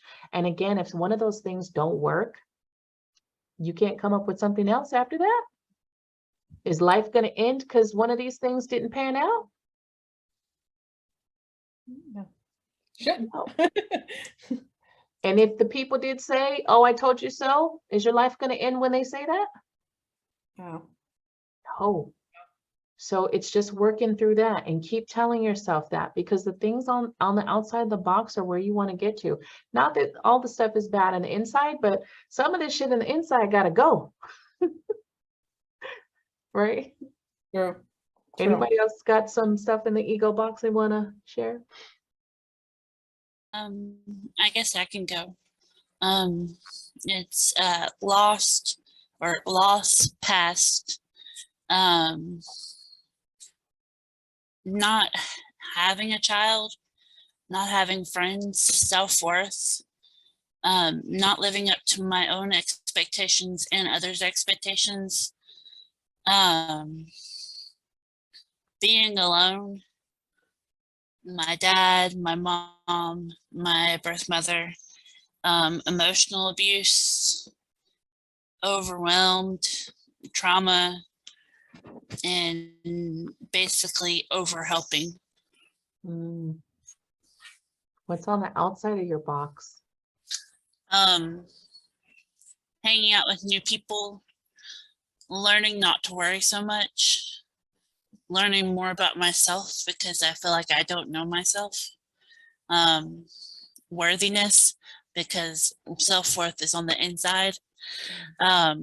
Letting go and forgiveness, not being taken advantage of, learning to be myself, and losing weight. So a lot of things. So worthiness is a big one, okay? And that's not an easy one, because if you've struggled with trying to find what your worth is, you got to also look at the value you've put on that, right? Whether it's other people's opinions, your weight is one of them, right? You know, society says that you're worth this if you have this, or you could do this, right? And so you really have to start to deprogram all of that shit to find your worth, and start to stop to struggle with some of the things that you've put your value on, right? And that's only going to happen when you start to address the whys, which goes down to that belief system. You have to be ready to give up that belief system and say, I'm no longer going to look at my worth of connected to my weight or how much I know. Or you said you wanted to meet new people. What stops you from meeting new people? Anxiety, mainly. I've got a past of, I'm not in contact with any of my friends from when I was growing up, or anybody that I've known any of my life. Because they've all turned around and used me for money or for just about anything. What makes you anxious about meeting new people, though? Them letting me down like everybody else has. Right. When you think about the people that have used you, is there something about this every situation that you can pinpoint that they kind of showed you that they weren't as genuine as maybe you wanted them to be? Yes. Okay. So when you look at that, there's something you have to heal with self, right? Because moving forward with anybody coming in your life, you have to have better boundaries, right? But it also goes to your self-worth to understand that you deserve real friends. You have to believe that shit. You have to believe that you deserve someone who's not going to take advantage of you, not going to be a piece of shit. And when someone shows you that, you can't be afraid to let them go, because that's where being alone comes into it. You're afraid to be alone or let go, so you deal with somebody's bullshit, right? Right. And I've been there. Let me tell you, I've been there so many fucking times. Jesus, I can count. I could probably write a book about this shit, right? Only when you start to say, enough is enough. I deserve better friends. I have a friend, well, not a friend anymore. We did 20 years. We were kid friends, 20 years until I got into my 30s and got into a big fight. And she decided to threaten me, go to the point of wanting to fight me. And at that moment, I had to decide to, one, let this friendship go, or allow this person to think that it's okay to disrespect me, cuss me out, and all of this. It was a big, huge thing that happened, right? And I decided to break the friendship. And to this day, I do not talk to her. Her daughter is my goddaughter, and I love her. That's my baby. I still talk to her. She has my grandson. I still don't talk to her mom. Because again, I refuse to let someone back in my life that would come or do something to me. At some point, you have to say enough is enough. Before that situation, I was still allowing people in and out of my life, and they would be fucking me over and treating me like shit, cussing me out and all this other stuff. And then we'd be back family like nothing, right? Did the same thing with my family. My mom was one of them who used to cuss me out. And we would say some horrible shit to each other, right? At some point, I was just like, enough is enough. I cannot have people like this. So now I don't deal with it. If that breaks a friendship, it breaks a friendship. If I no longer talk to this person, that's what it is. Because I have said, I will not take anyone who disrespects me, but you have to uphold that. You have to be okay to be like, you know what? I deserve better. And better people will come along. That's the good thing. Right. As soon as you start enforcing this shit, better people start to come and you're like, oh shit, didn't know these people existed. Because your boundaries, remember, our vibration is everything, right? If you're going to be at the vibration that allows these certain type of people, you will keep getting the same certain type of people until you get to that place. But you got to get out of the box and start to say, I am worth more, and we've talked about those affirmations. We've talked about things to start doing to get it, because worthiness is one of the biggest things that we all struggle with. None of us understand our value. None of us understand that we're worth more. We've been dealing with a lot of shit thinking that this is just life. Well, this is just life, right? Right. And until you decide like this is not how life is supposed to be. And the good thing is you get to determine that, not society, not what everybody else says. You get to determine how you live this life. Right. And just the steps are going to make it happen. The anxiety is because you think you're going to be judged. Of course you are. Hello. Society didn't change because you got spiritual and you started healing. No, society is still the shitty place that it is. The only difference is you're not going to care as much as what society is saying. Right. 2 years ago, and I was never a heavy person my whole life, but I've gone through phases of being heavy, right? And I'm a big girl now, and I've been staying big for a while. This meat suit's going to stay for a while with me, right? And 2 years ago, I went on this one cruise. And before this cruise, I used to be so conscious of my body. I'd be in shorts, tank, shirts, and I'd be going to the beach in a whole full body gear and shit, And I was just like, you know what? I'm gonna wear a fucking two-piece. And my friend was like, you're wearing a two-piece? And I was like, yeah, I don't give a fuck. These people don't know me. I'm in the Bahamas. No one fucking knows me. I'm gonna rock this fucking two-piece. And I remember having her take a picture of me, and I'm probably gonna post it in the group.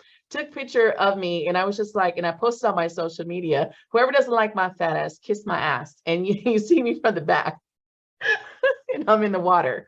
Because I'm just like, fuck this. I'm tired of being what society thinks I need to be. And I rock that fucking two-piece. And now I go to the beach and I don't have a cover up. I don't care. Fuck these people. Who are they? Why are they determining my fun? You just have to start to break away the society bullshit that says we got to look like this, we got to act like this, we have to talk like this. If you guys have seen me on my platform, you guys know I curse. A lot of people are like, oh my God, you should stop cursing because of this. I'm like, fuck that. This is me. Okay. This is me. I'm real. I'm not going to change this to fit into somebody else's box. I did that my whole life, fitting in that fucking ego box. So just keep pushing to step outside this box. Face those fears every time. It's going to go to something. Yeah, it's going to bring up a trauma. Of fucking course. But every time you challenge that and you say, no, we're going to do something different, your life is going to fucking keep changing. And it's going to get better and it's going to get happier because you stop giving a fuck what everybody else thinks. You stop letting everybody else, and that goes with validation. You're going to stop caring what other people think and just live. That's going to take you somewhere else. That's the life you want to create, right? That's how you empower yourself at the end of the day, facing your fears one by one. And I'm not saying you got to do them all at one time, because me getting out, I'm telling you, this was my box 2 years ago. Minus probably the TikTok that I put on there, just added that for you guys. But other than that, everything else was from 2 years ago.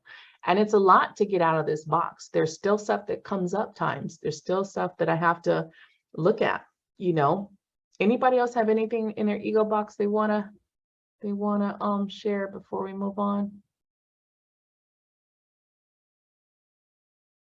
Whose iPhone?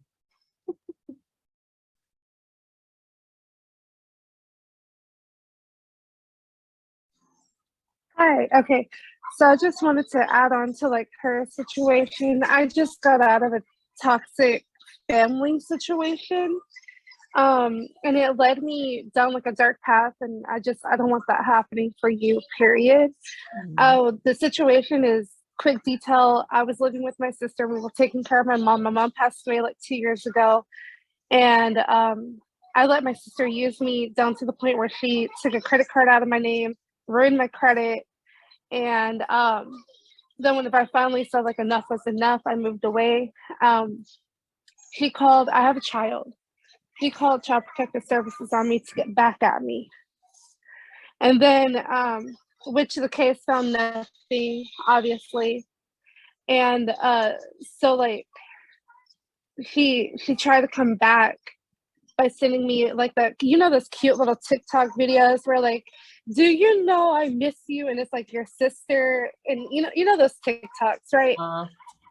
She sent me one of those thinking that I'm just gonna waltz right back into her life, and nothing ever changed.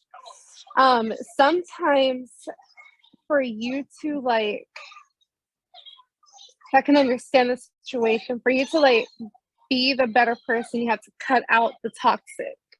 And you don't listen to those people that, you know, I've been fat shamed. I'm a big girl. I've been fat shamed all my life by my mom, by my dad, by my sister, and they're all bigger people than I am.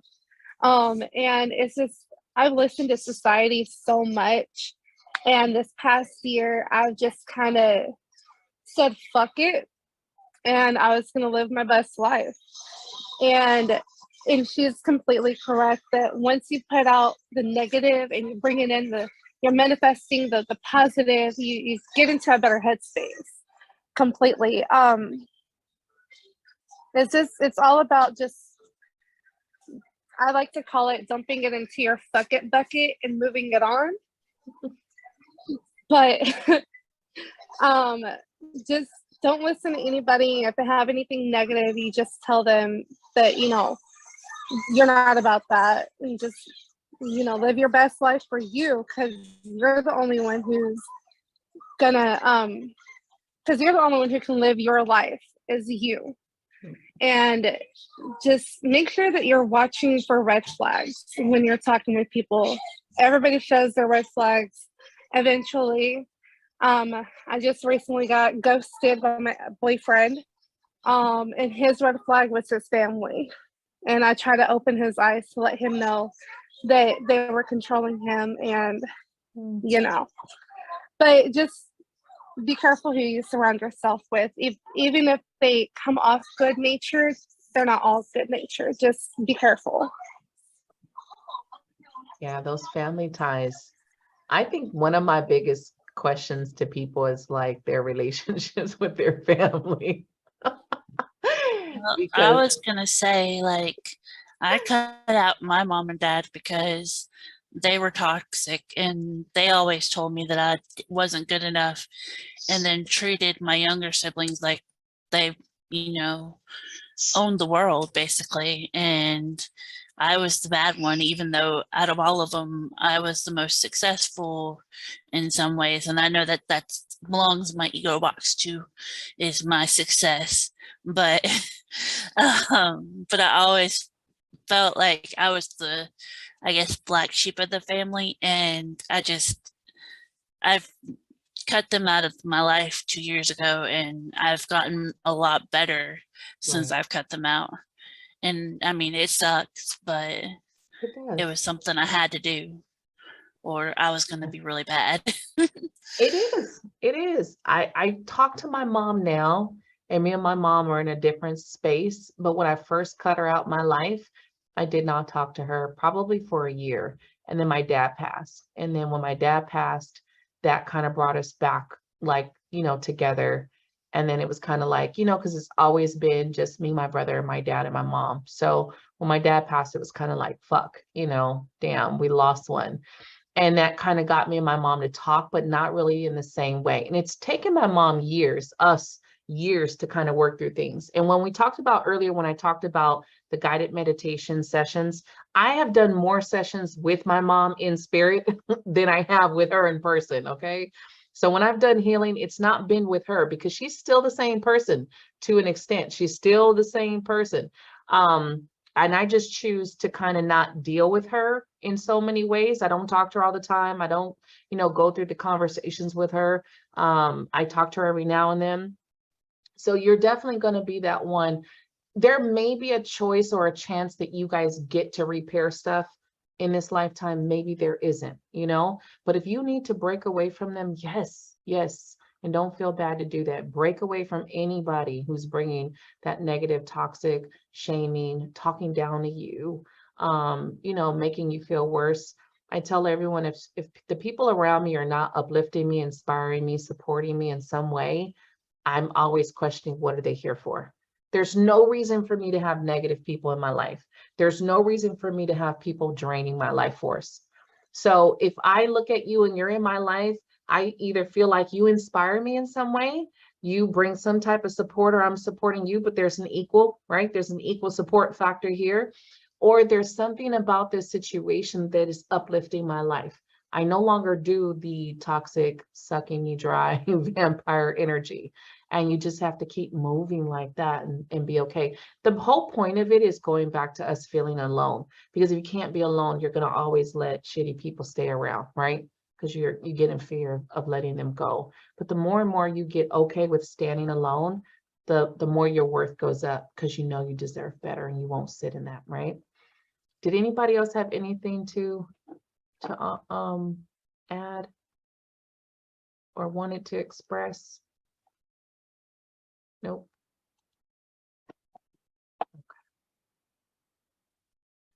Couple tips for you guys. Shadow work. Keep an open mind. Again, I'll say it again, practice self-compassion. So every time you're looking at yourself in your shadow, be compassionate to yourself. You've been through a lot already. You don't need to tear yourself down any more than you already have, okay? Be patient with yourself during the process. Everything is not going to heal overnight.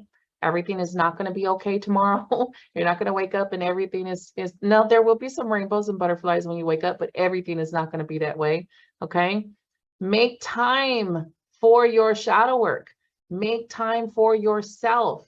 You have got to make time for you. You can't keep putting the excuses and bullshit of why you can't do this and that for you. You've got to cut out that time, okay? And take time to reflect on your progress. Be your own cheerleader.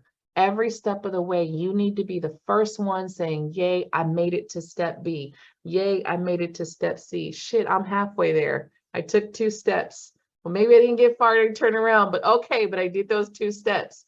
You have to be that first one to do that. Get used to that. That is what's going to get you through. And that's what's going to keep you on the road to where you want to go. Everything we're doing is self-development to get to the healthiest, best life, right? That's the plan. That's the goal. We're going to keep doing it until we get and create the life that we truly want and get out of. Doesn't mean that there's not going to be shit come to you or come at you in life that you can't control, but at least you're better equipped to handle it, because you won't be spazzing out and in the trauma, response, right? You won't be in that error of responding to it. You'll be in a different place, okay? And aftercare. You guys need to take care of yourself. We're bringing up a lot of trauma, a lot of shit that affects us, right? And we're going to these very dark spaces of shame, guilt, hurt, trauma, and all of this. You need to do things that uplift you all. So we talked about affirmations. Who's put up affirmations around the house? Mirror, computer, workspace. You guys got affirmations up? Not everybody. Some people. I do at work. You do at work? Any at home? Do we have? It's good to have them on the mirror too, like when you're getting ready for work or brushing your teeth. I have them like all spread out, different color, like a rainbow. Okay. That's good every morning, just to Right. remind yourself that you are worthy, that you do deserve to heal, that you can prosper from healing. It sucks, it's not fun, but it's worth it to be a better you. Yes. If you do not have them on your bathroom mirror, I'm going to challenge you to do so. And I do like the color ones because I have ones that are big, bright in color. I'm going to post it in, I'll actually take a picture and post you guys my my affirmation mirror. It's in my bathroom. It's the first thing I see when I wake up groggy. It's the first thing I'm looking at. You need that to tell yourself some beautiful things every morning. One of them should be like, I love you. You should be saying I love you to self every fucking day, because you say it to everybody else. But do you say I love you to self? Probably not, right? I need you guys to put that with your affirmations. You can write yourself a love letter. We talked about that earlier. Write yourself love notes. I challenge you to do some of this cute shit for self. Don't wait for everybody else to do this shit. You do it for you. I like to buy myself flowers personally, but that's just me. Do something for yourself in those ways to show that you love yourself. Connect with nature is a big one. Get outside. Go to a lake, go to a pond, go to a tree. Hug a tree. Hug a fucking tree. I'll tell you though, before you hug a tree, do ask for permission. Because trees got energy.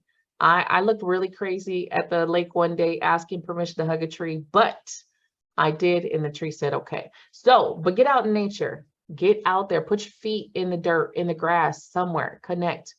Burn ritual, write that shit that's bothering you, burn it and let it go. I love burning shit. I'm like a fire queen. So I love to burn shit. I love to write it, burn it, and go. You guys have seen me do it on lives. Man, I'm writing it, burn it. I don't want to see this shit. I ain't trying to keep it, right?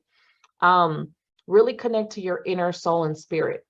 That's going to be meditation. And if you're struggling with meditation, get in my inbox, because you guys know I do guided meditation. I can help you. I actually have a bunch of them on my YouTube that you can watch. And every Monday, 3 p.m. Eastern Standard Time, there's either I'm live or I replay another video of some type of meditation that I've done, so that you guys can learn how to meditate and get better at it.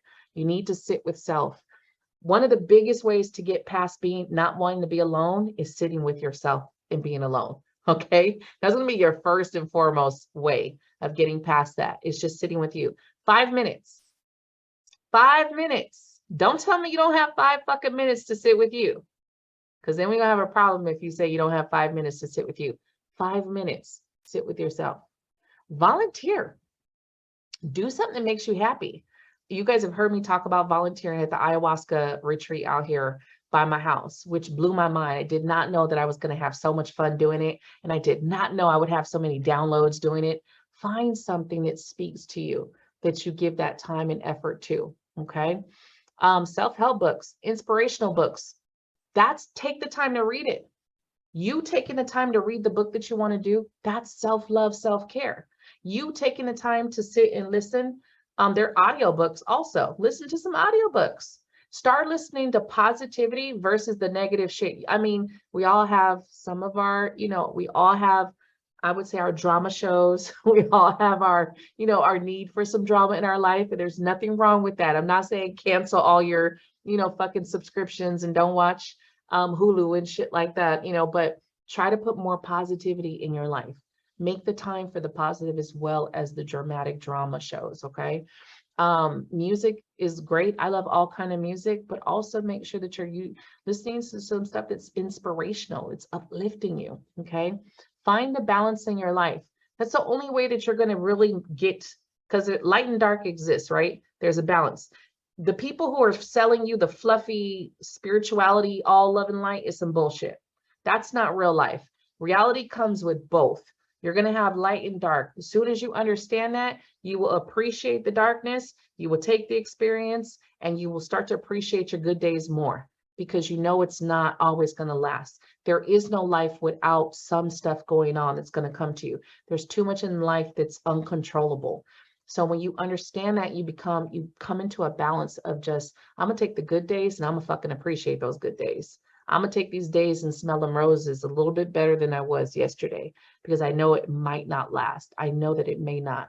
So do things that uplift you, laugh, love yourself, do some things that bring some fun into your life, challenge yourself to get out of your routines, push yourself to do some things out of the ordinary.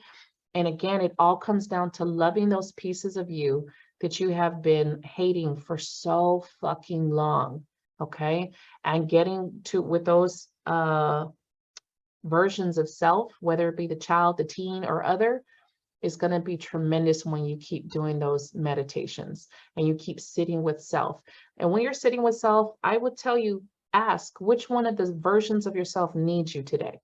That version is going to pop up in that meditation regardless. And ask them a simple question. What do you need from me today? They're going to tell you, or you're going to immediately feel it. You'll be like, oh shit, you need love. Oh shit, we're crying. All right, we're crying. Oh shit, you need some encouragement. That's how you're going to start to work through this. And if you feel like you just can't do it, find a facilitator, find somebody to help you. Okay. But know that it's important and know that you are worth it. So we talked about journal, meditation, painting, art, be creative, sing. I told you guys how, like me dancing, tapped into that 15-year-old version of myself. And we're like dancing and creating dance steps and shit. Also writing music, writing poems, whatever it is, things that you thought you wouldn't have done, things you haven't done since you were a child, things that you used to love that you kind of put off, bring those things back, tap back into that stuff. Okay. To get to know yourself better, get your birth chart, astrology birth chart. That'll tell you a lot about yourself. And I actually do those, not to sell you more shit on here, but I actually do birth charts. Know what your Chiron is. It's a wound. It's called the unhealable wound. We all have it, and we all are here to master that about ourselves. Okay. The human design chart is another one that you can do, which is an awesome chart. It's more of a scientific part of you versus like the astrology, but it's hands-on, on point. There's actually a facilitator who is in one of my groups. She does the human design charts. And I will tell you, I did one on myself and that shit was on point. Get to know how you work. We came here to master this identity. So learn how to master who you are and how you tick and how you operate, okay? Of course, tarot readings will give you some insight on things you need to work on. You don't need to do tarot readings to do that, but you can utilize it if you want to. Especially some people, and I would say some people, not everybody knows how to tap into shadow work. I would say make sure whoever you're asking for a shadow work reading, that they are versed in shadow work and they understand what that is, okay? Past life regression would be the other one. I did one 2 years ago and it was phenomenal. It opened up my eyes to a lot of shit that I did not understand was inflicting my life and my journey. And once I started to understand that, I was able to break a lot of things that were kind of interfering with me moving forward and healing in my life. And so I would say if you have the repeating kind of patterns, the really deep stuff that you can't pinpoint of where it belongs to, most likely that is your past life coming through, and the past life regression is going to open that up. And of course, I can't do that yet, but that is something I'm working on so that I can do next. But I do know people who do it. And I have a lady who I actually haven't done past life with her, but I've done another version with her that I can refer you guys to. And you're actually going to be meeting her, I believe, my next series. I'll have her coming in. So again, there's a lot of different things that you could do. It just depends on what you want to do and how you want to do it. Okay. You guys have to be the ones that make the decision on what you want to do and how you want to do it. I can give you all the tools. I can tell you what to do, but how you do it is going to be on you. Who you work with is going to be on you. I'm going to tell you, check their credentials. I'm going to tell you to make sure you're comfortable with them, because when you're doing healing like this, you need to feel safe and you need to feel secure with whoever you're working with. Okay. You need to be able, because that's the only way you're going to get past that ego. The ego is going to protect you. If you don't feel safe enough with whoever you're with, you're not going to get far in your session. You're only going to get to a superficial level. So just remember that. And crystals, for those of you who just want to know some crystals to work with when you're doing shadow work, of course, selenite is one of the top ones because it's a purifying and it's a clearing crystal. Okay, it's one of the top ones your healers use. I even have it by my desk right here. I keep it on deck when I'm working because it's just one of those. It's a purifying, clearing, and it also is really connected to your crown chakra. So selenite is a really good one. Moonstone is a really good one. Even though they say black moonstone, moonstone is connected to the soul. So when you're doing shadow work, remember, you're connecting to your soul and you're working through the very things of the soul. So moonstone is a very good one. Black obsidian is another one because it's a truth enhancer. Remember, we're going to a place of truth, dark truth, but it's truth. Okay. So black obsidian is going to be a really good one to work with. It also works with the mind. It is protection, but it also has that where it works with your mental. You have rose quartz, and rose quartz is the one to bring the love. Remember, rose quartz is universal love and healing on all levels of love. And rose quartz is really good for working with anger. So if you're fighting anger, rose quartz is going to be your friend. I suggest you find a piece to wear it so it dangles over your heart space, especially if you have a lot of shit, hurts and anger from people who have hurt you, on that love level. Rhodonite is another one that is a compassion stone. So if you're lacking compassion or you need to work on compassion, rhodonite is going to be your friend. And that is going to be one of the ones that you want to really work with and to bring in that compassion. Aquamarine is a really good one to release. So if you're doing the releasing, letting go, cleansing energy, your aquamarine is going to be really good. I will tell you guys, I do have a crystal store. So if you're looking for any of these, get at me and I can let you know what I have. I do have most of these. Smoky quartz is a really good one because not only does it help lift depression, it also helps with lifting suicidal tendencies. It also helps with nightmares. And it's really going to help absorb and get that dark energy away, okay? Turquoise is a really good one on a healing level.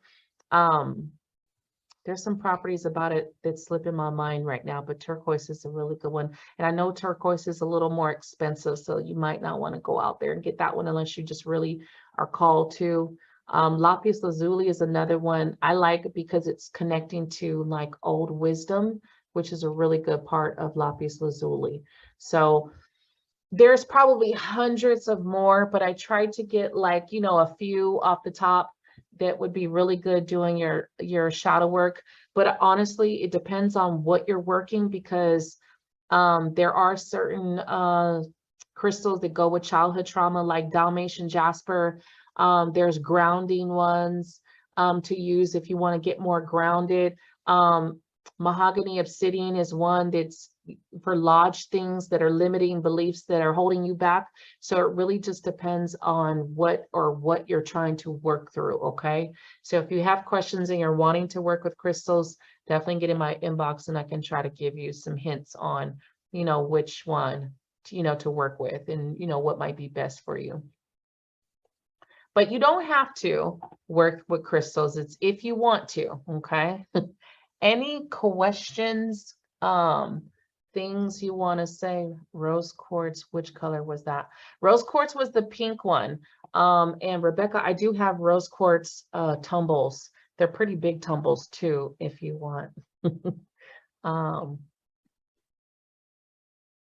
I have not seen any of your comments until now. My bad. I was not looking at the comments. I do have a question. With your crystals that you have, does it explain what one does and what it's for on your? I sent a paper. I sent a paper with it. So if you watch, like I do have a crystal live that I do right now. It's Tuesdays and Saturday. And I'll actually go through and I'll explain each of them, kind of talking about some of the properties. Now, of course, every crystal has like pages worth of what the fuck it does, from metaphysically to spiritually, right? I kind of give you some tidbits of what I like about it, basically.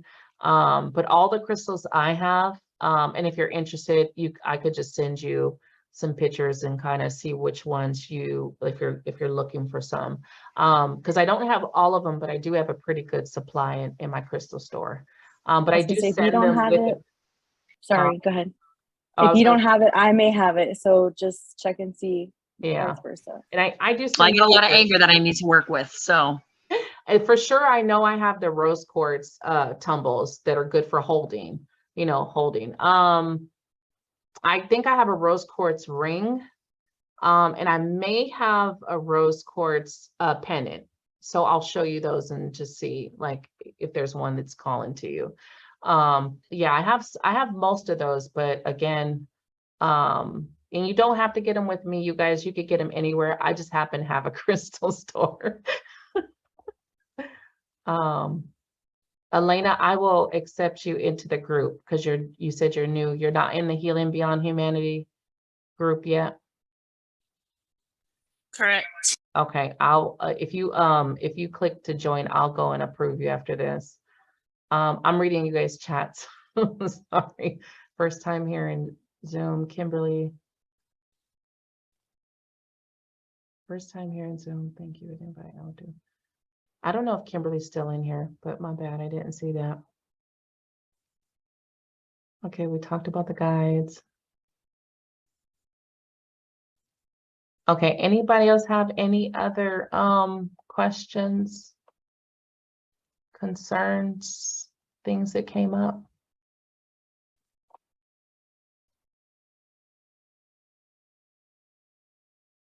Damn, I'm way off on these. Okay. On these comments. Okay. I was wondering why you weren't responding back, but you weren't even looking at them. You know what? My webcam is in the way of where my chat button is. And so I didn't see any of the chat. Like it'll show me like the notifications. I didn't see any of that. I didn't see any of that. I'm like looking, but now I see where I was getting like teacher. Because I was like, who am I saying teacher? Now I see. All right, I'm glad you guys were talking with each other. Okay, so for the for the people who are here, last week we did the affirmation circle, and it was to just get used to saying something positive for someone else, right? Because it's easier to say something positive to somebody else. It's harder to say it to ourselves. So we're going to do that again. And what, Hope? A lot of people I noticed last time that we did this left. Please stay and don't be afraid. I noticed that a lot of people jumped off the minute that we started that. Stay. It's good to know what other people that you don't know have to say about you. Right. A lot of people got very anxious and jumped off, which again, no judgment if you do, but this is not, don't overthink it. We're just saying something positive about a person. If you're just like, I got nothing, if you wanted someone to say something to you, think of something positive to say. You don't got to give someone life advice. This is not for you to start to diagnose anybody. You don't have to become a guidance counselor today. It's basically just pick one thing nice that maybe you saw, maybe you heard from this person. And I'm going to kind of give you a person. If something stood out while they were speaking to you that touched you, great. If not, just say something positive. Don't overthink it. Okay. So I am going to start. I kind of feel like, am I always starting with Vanessa? That's okay. I don't mind. Did I start with you last time? I can't remember. You did. I think you're just always right here from the last time.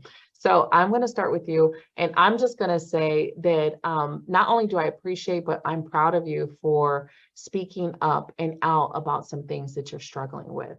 So I just wanted you to know that. Okay. Thank you. And then you have Hope, which is Moon Magic, right next to you. Hi, Hope.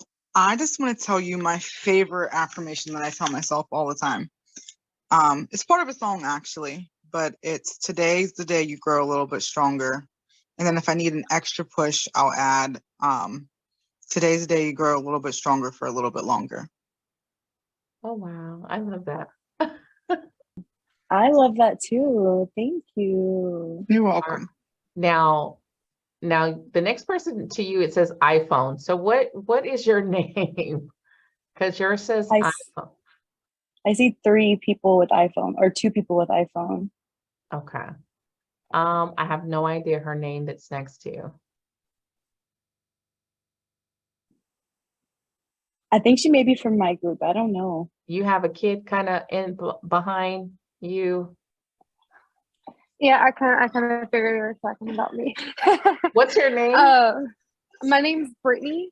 Brittany. Okay, so hope you have Brittany. Okay. Damn, Ariana, you always do these like so perfectly every single time. Okay, so I just wanted to you brought up a situation with your sister, and I just want you to know that I've been through some crazy shit with my sister too, and just know that something is telling me to tell you that it's not your fault. I don't know if you're taking blame, but it's not your fault, and that you are loved. Thank you. You're welcome. Don't cry on me. All right, Brittany, you have Rebecca. Let's see. Rebecca. Okay, so I came in kind of late, but I do want to tell you that you look very beautiful. I love your glasses and the shade of your hair. You're so gorgeous. Thank you. All right, awesome. Rebecca, you have Elena.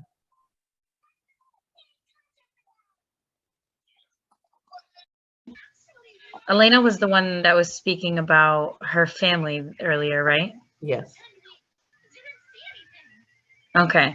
I just want to tell you that number one, don't care what anybody else thinks, because at the end of the day, you're beautiful. And if they want to be shitbags, let them be shitbags. Kick them to the door. Thank you. You're welcome. You deserve it. Elena, you have Betty. Betty, you're beautiful and you're amazing. Oh. Okay, so we have another iPhone, but I can't even see you to say who you Thank are, you. iPhone. Who's our other iPhone user?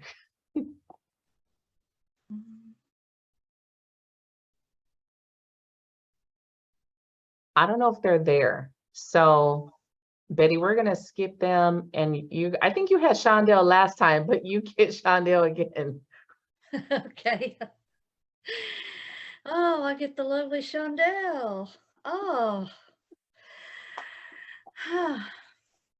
Can I steal your energy?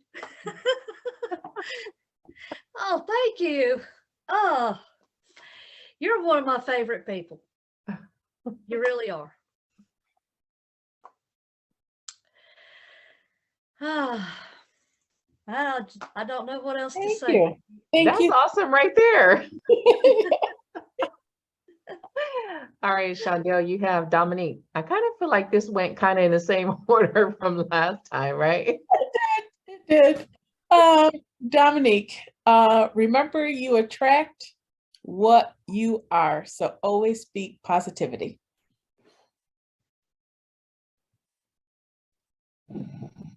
Thank you very much. And Dominique, I really don't know who our iPhone user is. So I still haven't seen them come out yet, but I see Sherry Reed. So you got Sherry Reed over here. Okay, Sherry Reed.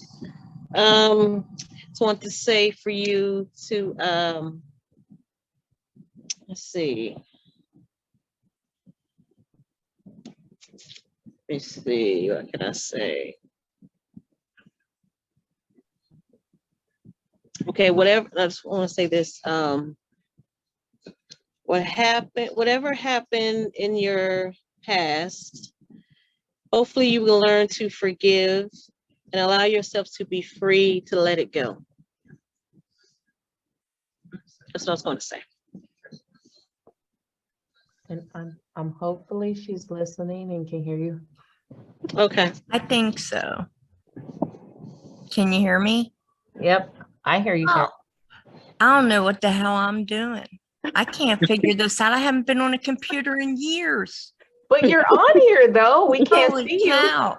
you, but you're on here. I'm sorry. I'm losing it. But thank you. And I just want to just tell AG you're mine, right? Yeah. How fucking perfect could it be? Woman, divine connection that we were brought together when we were. You have brought me out of the darkness with your knowledge and your wisdom and your passion for healing others with a pure heart. You do it all with a fucking pure heart. And there's very few. I can now stand in my power and say, I am one of those special people. I have a fucking pure heart. I've been through hell and I've walked through hell, but guess what? I'm on the other side and I'm going to be up there. I keep telling you, you will see me up alongside you, helping people see the truth. Because once you see, you never go back. Nope. And thank you. Aw, Thank you for everything. You are so welcome, Boo. Thank you for that. Aw, truth, you guys. It's just, we're all in this together. That's the thing. We are all in this together, and we definitely have not met in a coincidence. There's a reason we are all grouped together. There's a reason we are all here. And my purpose is that to help as many people as I can empower themselves and get there. And the funny thing is I empower myself along with you guys. I'm not just showing you the way. I'm here in the trenches with you. We're going through this shit together. There's moments that I fall and I have to pick myself off the floor. It's just levels. So we're definitely in it together. Okay. I just got a different task. Yeah. We all have our task and we all have our part to play. And it's when you find where that is for you, just do it. Just do it and keep going and be in that heart space. And you can't go wrong with that. So you guys, the quotes that we're going to end today is destroy your illusions so you can see reality. Destroy your fears so you can take risks. Destroy your egos so you can see life. By Maxime Lagace. I'm probably saying it wrong because, you know, I fuck up names. That's what I do. but and I love that because once we do destroy this shit and we start seeing things differently, that's when we get to really create the lives that we want. And we're not living in those old paradigms that we've been holding on to for so damn long. Okay. So it's time to let it go. I do appreciate each and every one of you guys that came today, because remember, you doing this, you're taking steps for you. You are opening doors for you, and you are changing your lives so much every time that you do something to better yourself, something to get that self-awareness, something to open up what you thought you knew, right? And shift that paradigm. So thank you guys for stepping up, and I hope to see you guys next week. Next week, we're going to be with, I have a facilitator who's going to be teaching next week. She is actually specialized in trauma. She used to work at a clinic that had trauma, and I can't remember the other term. It's mental health. I was like, what's the other term I'm thinking of? Mental health. So she will be going through a lot of that part with us next week. So you definitely don't want to miss that one because she's going to go into that part. And mental health is very, very important with everything that we're doing. And remember, we have the boot camp on Saturday, the 24th. If you want to be a part of the boot camp, that is separate. And that is going to be a series of exercises. Of course, it will be triggering. Yes, it will be triggering, but it's going to be phenomenal. I am asking that if you register, I do want you to either send me your information for email so that I can send you a paper. You do have to fill out an intake form. Remember, this is through my nonprofit, so I do have to do the shit legally. The other part is it's for free, but I am asking that if you do join to donate at least $5 to the boot camp, and that is Saturday the 24th. We're doing it 4 p.m. to about 6 p.m. that window. So if you want to join the boot camp, let me know, get in my inbox so I can send you the intake form. And there's a part of it is the consent for treatment, okay? Because we all have to consent to it. Not that I'm going to put you through anything crazy, but it is triggering, okay? But the same part about it says boot camp, okay? So it doesn't say boot camp for nothing. So just remember that. All right, you guys, enjoy your evening. Sending you guys so much love and so much light, and hope to see you next week. Bye. Bye, everyone. Bye. Thank you. Bye, everyone. Have a good night. Bye.